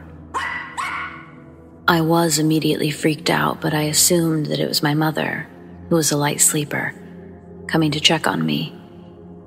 That was until I noticed the door, which was open about 7 inches, gracefully close by itself. I thought that I must have missed her hand on the door or something, but the hallway was lit very well at the time, and before it had closed, I looked through it and clearly seen absolutely nothing and no one. Paranoid now, I yelled, "Mom?" a few times, to no avail. I then, very cautiously, grabbed the nearest sharpened pencil from my homework setup and slowly opened the door. The hallway was empty. No one was awake. I'm convinced that my dog either saw something or sensed something that night, and for whatever reason, felt the need to alarm me. Now, the bedroom door has moved before, but never that far. Usually I hear the latch squeak when it moves, which has grown completely normal for me, but not like this. This was too freaky. I used to have horrible nightmares, and this ties into my theory that this presence can only tread in a certain path, as some of the events have occurred in a clear line across the property. I had a dream, night terror maybe, that I was laying in my bed, waiting to fall asleep, and all of a sudden a voice passed through my head whispering. I can only explain this as how you hear a ghost. I felt this sudden sense of foggy blackness in my head, and it felt like someone was choking me. I woke up, gasping for air. It seemed too real. I had another dream where I was in my bedroom, in the small house, while we had renters, I assume. This bedroom is also within the line of paranormal theory. I was in my bed, but I couldn't move. My room seemed to loom over me, and there was dim lighting. All of a sudden, this fuzzy, glowing figure started to emerge from below my bed. He was tall, but he had no defined edges to his figure because they were constantly moving. The best way I can describe it is that he was made of electricity, because he made very electric noises. He crackled and buzzed, and my terror grew as his featureless face and body seemed to reach out to me. All of a sudden, I was shaking uncontrollably in panic, fear, and the same electricity he seemed to give off. Around that time, I woke up. I believe these to be unrelated, but I'm unsure. Within the same line of my theory, I experienced the most chilling thing of all. I believe everything that night was real. I live in a place where the indigenous people were pushed out like so many others, and our property is actually built over what we assume to be an ancient fishing camp, as we found lures, old stone carved bowls, and fish hooks. It was about 11:35 p.m., and it had just rained. I was in the small house's bathroom, and I leaned my head out the window to smell the wonderful earthy scent. As I did so, I heard chanting in the native language to this place. I know this because in school we were taught parts of the native language. I got chicken skin. The chanting used words that I couldn't understand, but were definitely in the native tongue. What was even more chilling was that it sounded as if it were inside my head, but not in the way that you would imagine it or narrated in the voice inside your head. I couldn't hear my voice. I was hearing an elderly voice, chanting foreign words. It was as though it was all around my head for about 5 to 10 seconds. I was frozen there, listening. There are no words to describe it, honestly, and there's nothing like it. It's one of those things you just have to experience yourself. Make of all this what you will.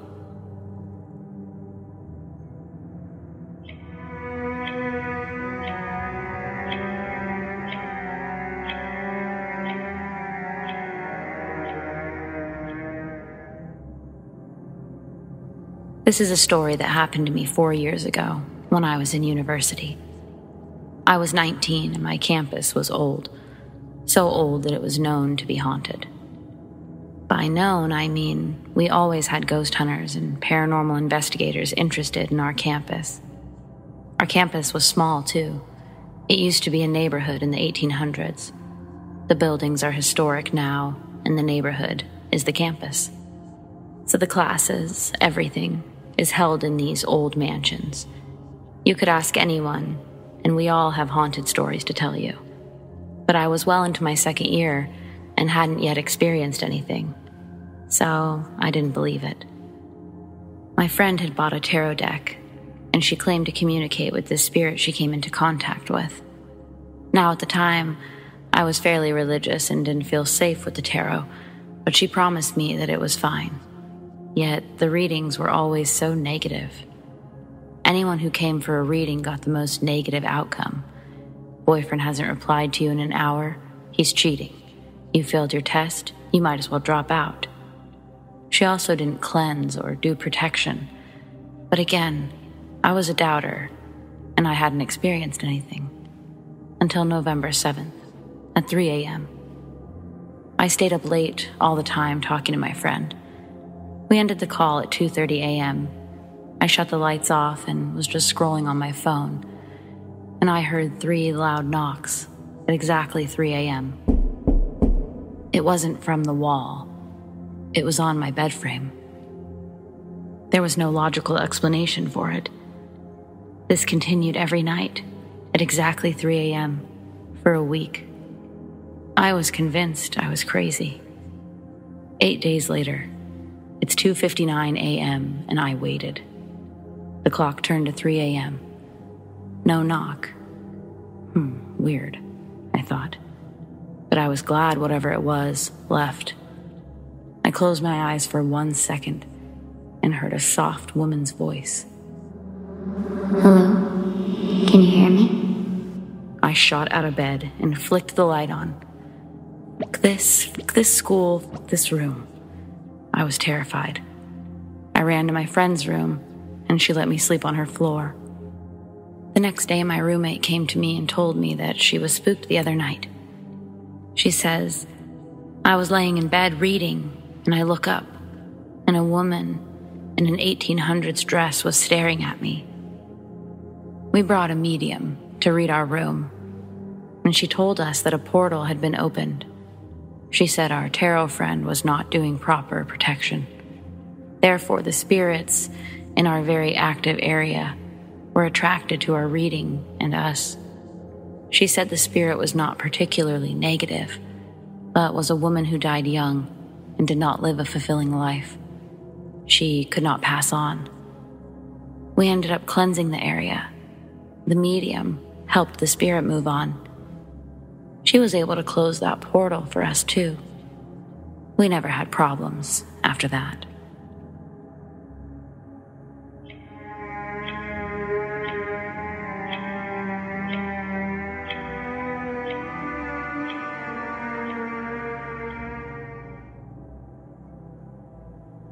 My house was haunted as fuck.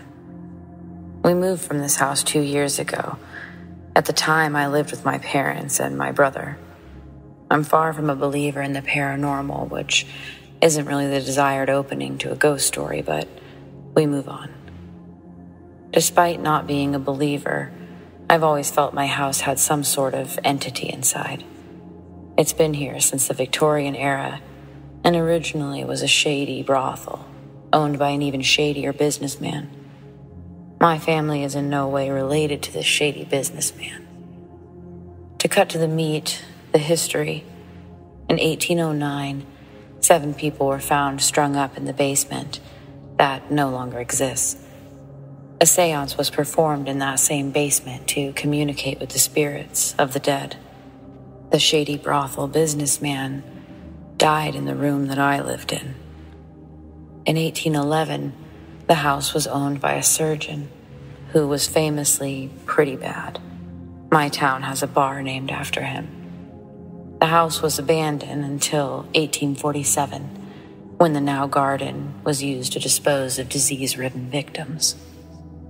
And on top of all of that, 6 babies had died from various causes, not excluding dog attacks and surgery mishaps.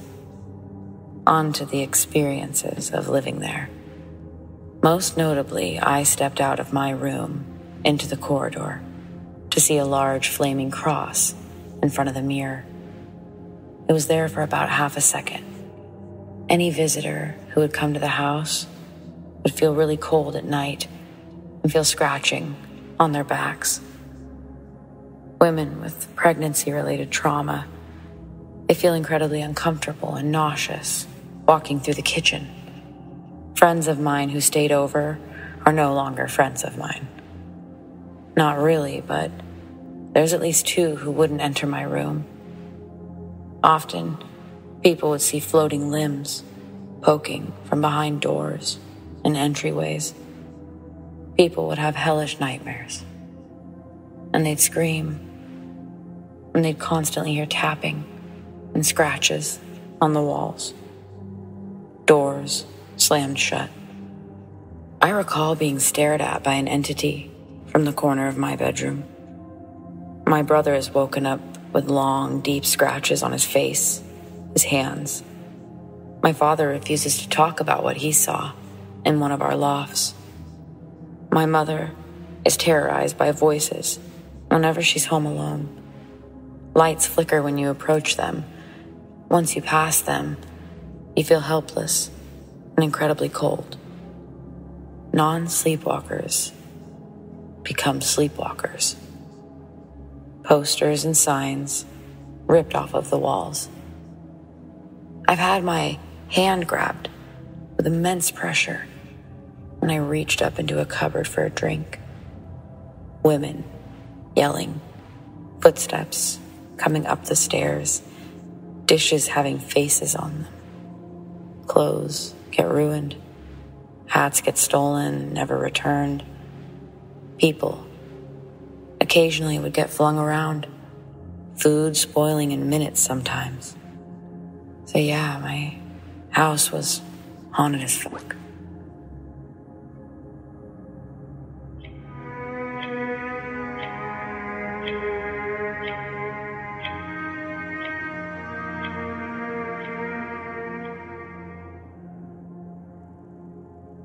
When I was little, my parents would often send me to Finland to spend the summer with my grandparents. We lived in Estonia. When I was 9, they decided to send me to Russia instead, so I'd spend it with my great aunt, whom I rarely spent time with. My great aunt had an old log cottage-style house and a sauna on her property. One time, my great aunt and grandmother told me that we would all be going to the sauna, but made me promise not to speak after we left it. I did. We went into the sauna, and my great aunt sat me down on a bench. She kneeled down in front of my face and said some weird words, after which I fell into a trance-like state. I was still awake, but everything around me was like a dream. I was fully present, but I couldn't move my body or head. My grandmother lay down on one of the top benches. My great aunt started cracking chicken eggs and putting other stuff on my grandmother's body. I tried to move my body, but I couldn't. However, I managed to turn my head a little to the right. I noticed a massive mirror standing against the wall and the floor. So as I'm looking at it, that mirror lifted off the ground and started floating in small circles in a clockwise direction. I did not dream of it happening. It happened. I remember it so clearly. I wanted to scream in terror in that moment, but I couldn't. My mouth was shut and couldn't move. Once my great aunt and grandmother were done doing whatever they were doing, we showered, got dressed, and left the sauna. As I walked out of the sauna, I felt that weird hold on my body be broken, so I could finally talk. And I blurted out something like, "That was really nice." And they got so angry at me. Only years later did I find out that they were actually doing a youth spell, and to talk after doing something like that was to null it or make it void. That's why they were angry. 15 years after the incident, while I was visiting my grandmother in Finland, I asked her about that day, and also if she was into witchcraft. She pretended like she didn't know what I was talking about, and denied it. My mom claims that my grandma is a witch.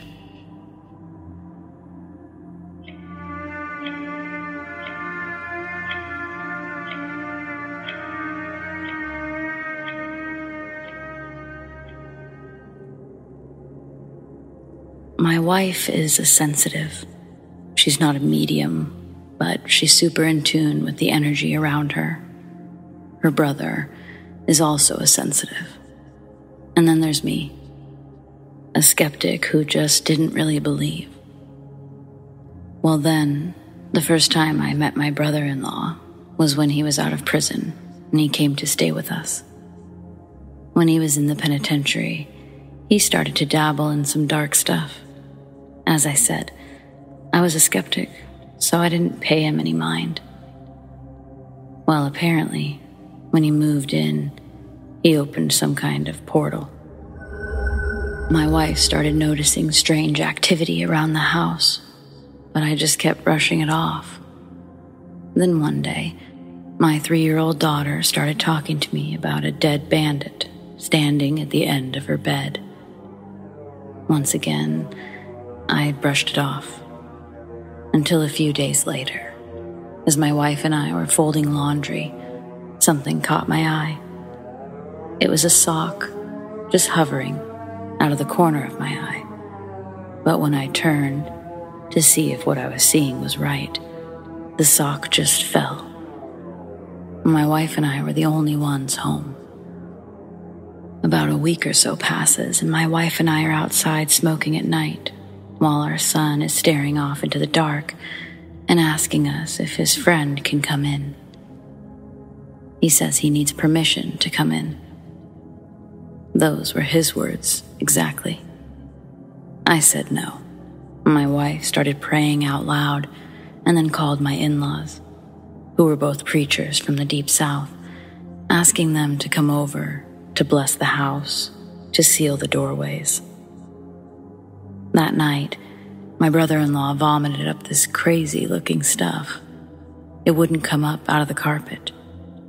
He ended up moving out a month later, but that spot on the carpet, it never really dried up, and it wouldn't come up. Anyway, after this and many more experiences that happened, you could say I'm not a skeptic anymore.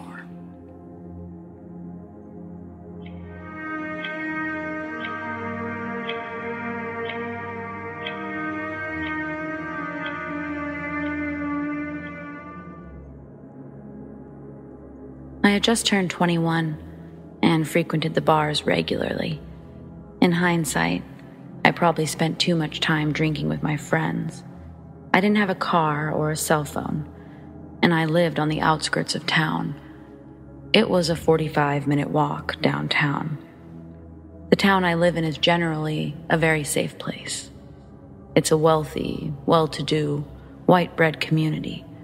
So walking home alone at night, after drinking, was nothing that bothered me, other than the actual walking. It was a Tuesday night, and that meant pints were cheap. So I wouldn't say I was completely wasted, but I certainly was more than tipsy. Instead of walking along the sidewalk where I feared I'd be picked up by the police for being drunk in public, I decided to take the bike path that ran along the train tracks. This meant the walk would take longer, but much safer and less likely that I'd run into any sort of trouble, or so I thought. The bike path was not very well lit, and knowing what I know now, I should have been a lot more nervous about walking alone in the complete darkness at 2 a.m. Like I said, I had just turned 21, and was certainly an arrogant young male who was thinking about women and not minding my surroundings. I'd taken this path many nights, and coming across anybody else was rare. If I did, perchance, come across somebody this late at night, most of the time it was just another drunk college student who had the same thoughts as me. Either that or they were homeless, but if so, I'd say they were all harmless. So this night as I'm walking, I notice further down the path that there's somebody walking towards me. He wore a large hiking backpack, and he had his hoodie pulled over his head. It was so dark I couldn't see his face. I could really only just barely make out the outline. The person's gait unquestionably revealed him to be a male, who I figured was probably just a transient. It was odd to see somebody walking towards downtown at 2 a.m. When I got really close to him and we were about to cross paths, this person just stopped dead in his tracks, and I could tell that he was staring at me because his head just followed me as I walked by. It creeped me out a bit, and I certainly felt like that was a bit odd. As I continued to walk, shrugging at the situation, I just didn't feel right. Something in my gut made me feel wrong.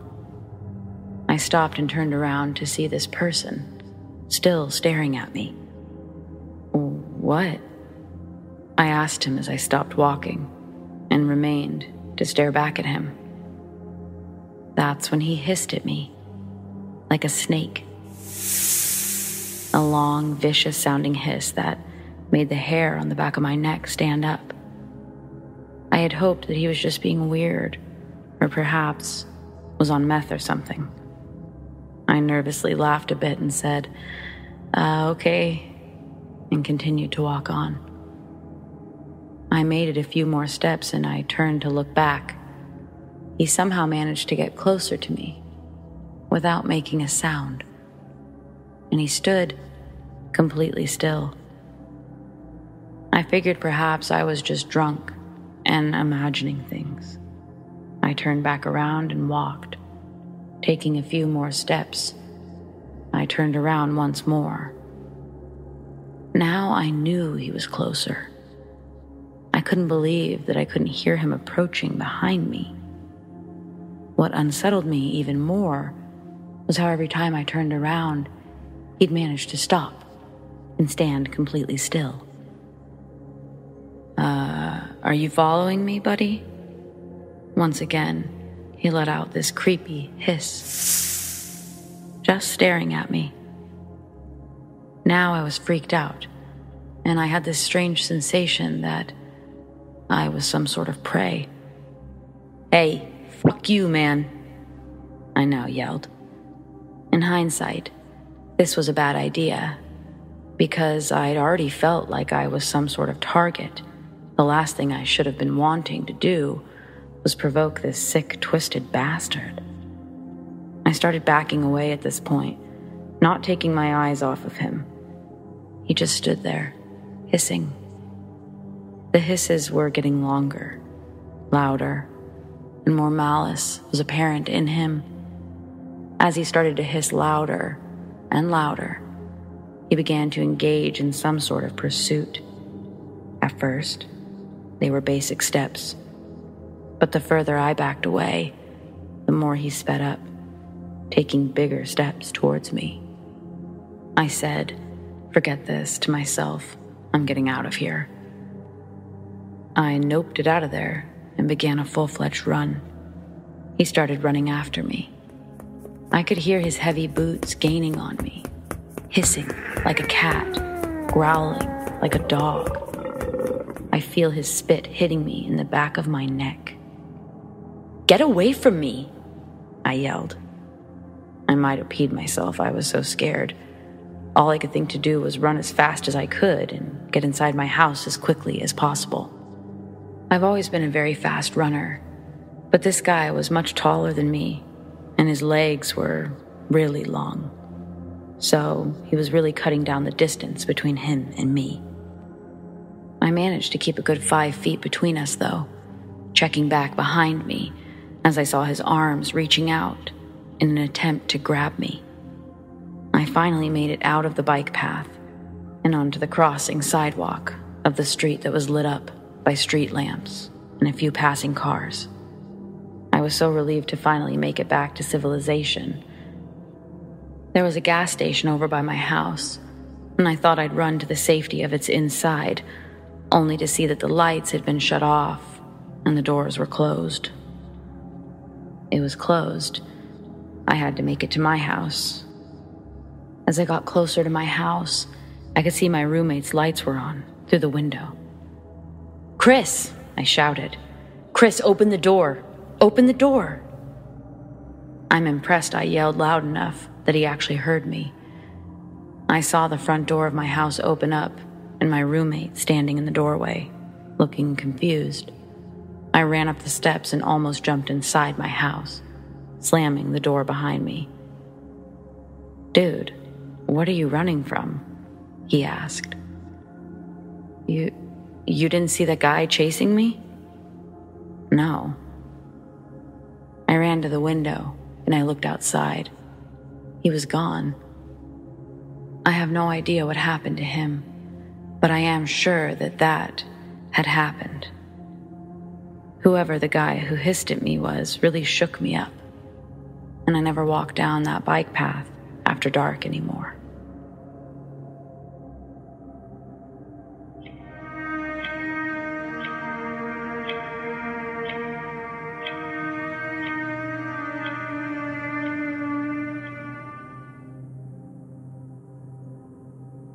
This is a long story, but good.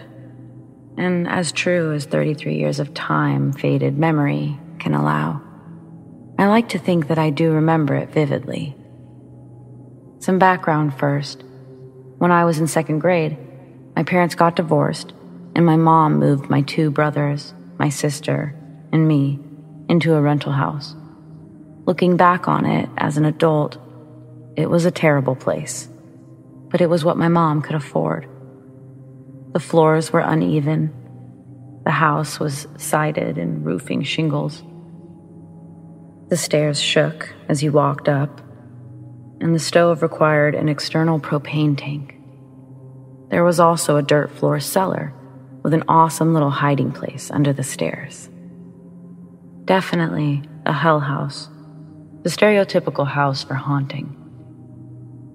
For 7 or 8-year-old me, though, it was pretty awesome. It was also my first house that didn't have wheels. My newly single mom would go on dates every weekend and would leave me with my 15-year-old sister to babysit. Though, as soon as my mom would leave, my sister would bolt off to a party or boyfriend's house.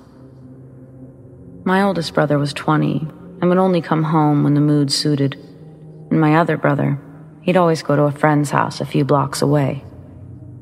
I was 8 years old, alone in what I now know was a crappy house. Another important note is that there was the master bedroom, a bathroom, dining room, and kitchen on the ground floor. Upstairs there were 3 rooms, my sister's room, my room that I shared with my middle brother, and the other room with a padlock on the door. Now, it's story time. I'd always heard funny noises in the house, but my mom always told me that it was just an old house, and my siblings, they never really paid any attention. But one of these wonderful Friday or Saturday nights, I was alone in the house and watching TV. I heard footsteps coming down the stairs and a child's giggle. I looked over at the stairs and there was nothing there. I hear more footsteps, nothing there. It's just an old house. More footsteps coming from the kitchen and down the stairs into the cellar. The noise stopped for a while, and I settled down, just watched TV. About 15 minutes later, I hear someone running up the stairs and into the doorway leading into the living room, and then they just stop. 8-year-old me is freaking out. So is 41-year-old me, remembering it. But that was it at first. Fast forward a few weeks of horrified and ignored me spending Friday nights sitting by myself while no one in the family could possibly be bothered to stay home with me. Something would always happen. and I was always told that it was just an old house or I was imagining it. And then my imagination spoke to me. I didn't see anyone there, and I just thought my sister left her radio on or something. I look back toward the dining room, and there's a little girl, about 7 or 8 herself, standing there. She looked vaguely like one of the kids that lived behind us, but before I could ask why she was in my house, she giggled and ran off and went straight upstairs. I ran after her. I bolted up the stairs and I saw her at the top of the landing as she ran off again, past my sister's door, past my door, and around the top of the stairs and into the third door, slamming it behind her. Remember what I said about that third door? It was padlocked shut. I ran downstairs. I didn't stop to put on shoes, and I was out the front door and around the back of the house to the detached garage to hide until someone came home. I guess the mood suited him because my oldest brother came home. At first, he was pissed at my mom and my sister for leaving me at home by myself, but finally, he asked me what had happened. He didn't believe my story at first. Who would? Until he looked up at the window to the third room. The light was on. We stayed in the garage for a while until I was okay to go back inside, during which time my sister got home and she got one hell of an ass chewing. The 3 of us go inside and they leave me to sit in the living room while they investigate my story. I heard them messing with the padlock and then a loud crash. Some stuff moving around and then, oh, holy shit! Click of a light switch, slamming door, running footsteps down the stairs. And then I see my brother and sister sprinting towards me as they pick me up, and we all load up into my brother's car and drove to my grandparents' house, 2 towns away. We told them the story, and then I heard what they found in the room. It was a lot of furniture and stuff, but my brother said that he found a picture. It looked like a little girl, the one that I'd told him about. And my sister found a rug that was stained. It was either red wine or blood. She didn't wait around to find out. They just grabbed me and booked it. I never had to step foot in that house again. But fast forward many years, about 20 years, I had just gotten out of the Marine Corps and I was working as a corrections officer in my home state and was helping with inmate files. I noticed a familiar address. It was that house. Here's the rest of the story as I know it. After we moved out, my brother had called the police because of the other stuff that they'd found in that room, and apparently there was an investigation. The red stuff that my sister had found on the rug was a bloodstain. As this was the 80s and a very small town, DNA wasn't yet a forensic tool, so they couldn't tell whose blood it was, only that it was human. The neighbors said that the father of the family that owned the house was always drunk. They suspected abuse of the mother and the daughter. Then one day, they suddenly just left for Arizona and rented out the house to subsidize income, locking up all their furniture in that one room. The parents were arrested on an unrelated charge. After that, the house was condemned and they had to get their stuff out. But they never did find the little girl until, in preparation for the demolition, they were digging in the cellar, in my little hiding spot under the stairs.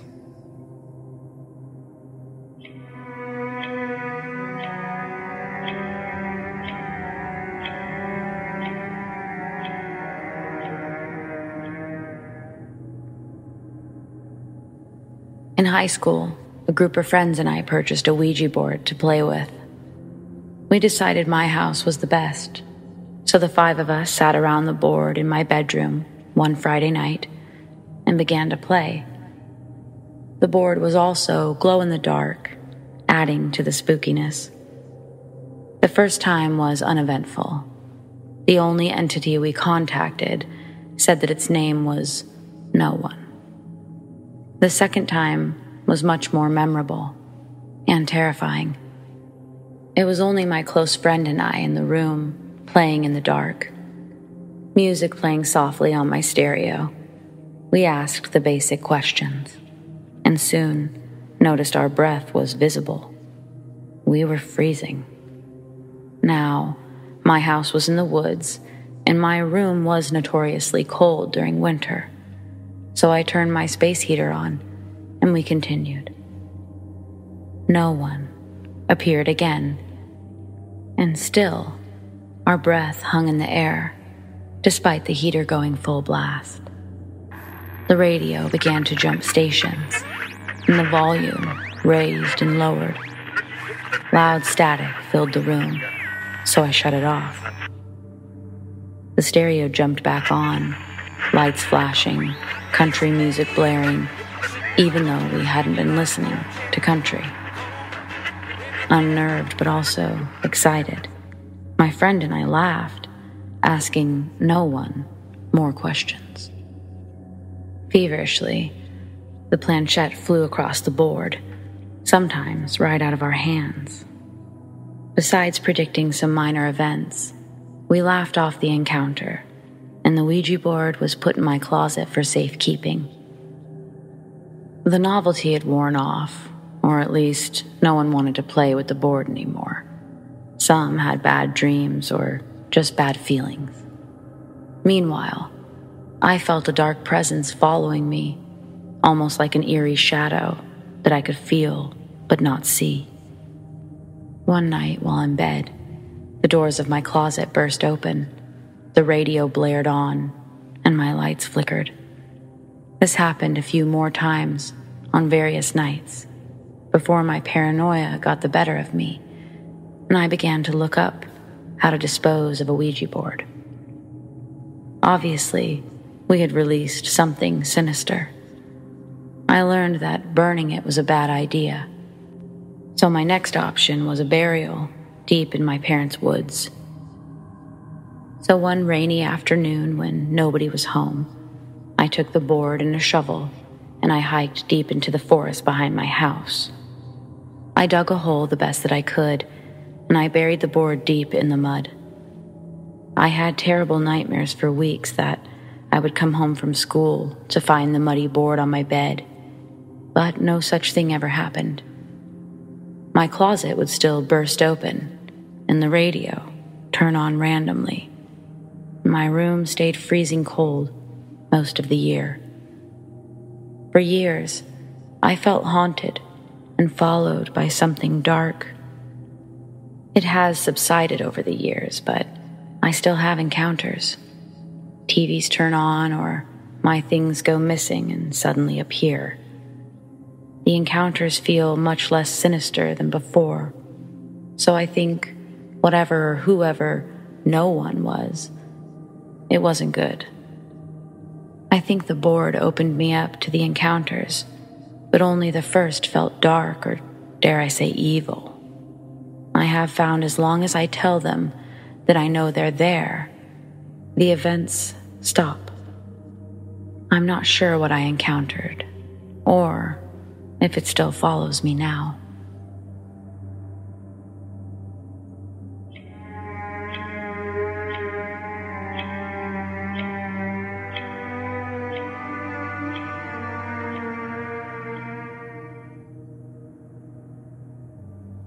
This is a ghost encounter I had when I was 16. While I was in junior high, the duplex my family lived in never felt right to me, especially mine and my little brother's room. In our room, we had our own beds with a TV against the opposite wall in between, and a closet in the far corner facing our beds. I'd been waking up at night from hearing things in our room, but I would never see anything. I'd think that my brother was watching TV. We kept it on, but muted at night, since he was afraid of the dark. But he was always asleep, and the TV was still muted, so I would just go back to sleep. After a few weeks of this happening, I asked my friend who was in a video club if I could borrow his camera just for a night to see what was happening, and he agreed. That night, my brother was at our aunt's house, so I angled the camera on my headboard so that our beds, the TV, which was off, closet, and door were all in view. I hit record and I laid down. In the middle of the night, the TV turned on to static, and the closet door slowly opened. A shadow figure emerges from within, but gradually shrinks as it passes my brother's bed, eventually disappearing as it nears the TV. Up to this point, all was quiet. But then, this faint laughter of a little girl could be heard as the static on the TV screen seemed to warp and slowly move in a horizontal line across the screen, as if following something that passed in front of it. Afterwards, the laughing stopped. Then the shadow re-emerges in full height in between our beds. It bends over my sleeping body, slowly sinks down through me and my bed, disappearing. Immediately after, I start to sit up, but a shirt flies violently from the closet, hitting and wrapping around my head, sending me back down. The last thing you see is me pry the shirt from my face and jump out of the bed before the camera shuts off. The next day at school, my friend and I sat down to watch the video, and as you can imagine, I was pretty terrified because I remembered nothing from last night. And to make things even more strange, the camera had reset itself to factory settings the moment that my friend and I finished watching the video. Later, we found out that the memory card was wiped completely. Even after only watching the clip once, it burned itself into my memory, and it still creeps me out thinking about what any of it could mean.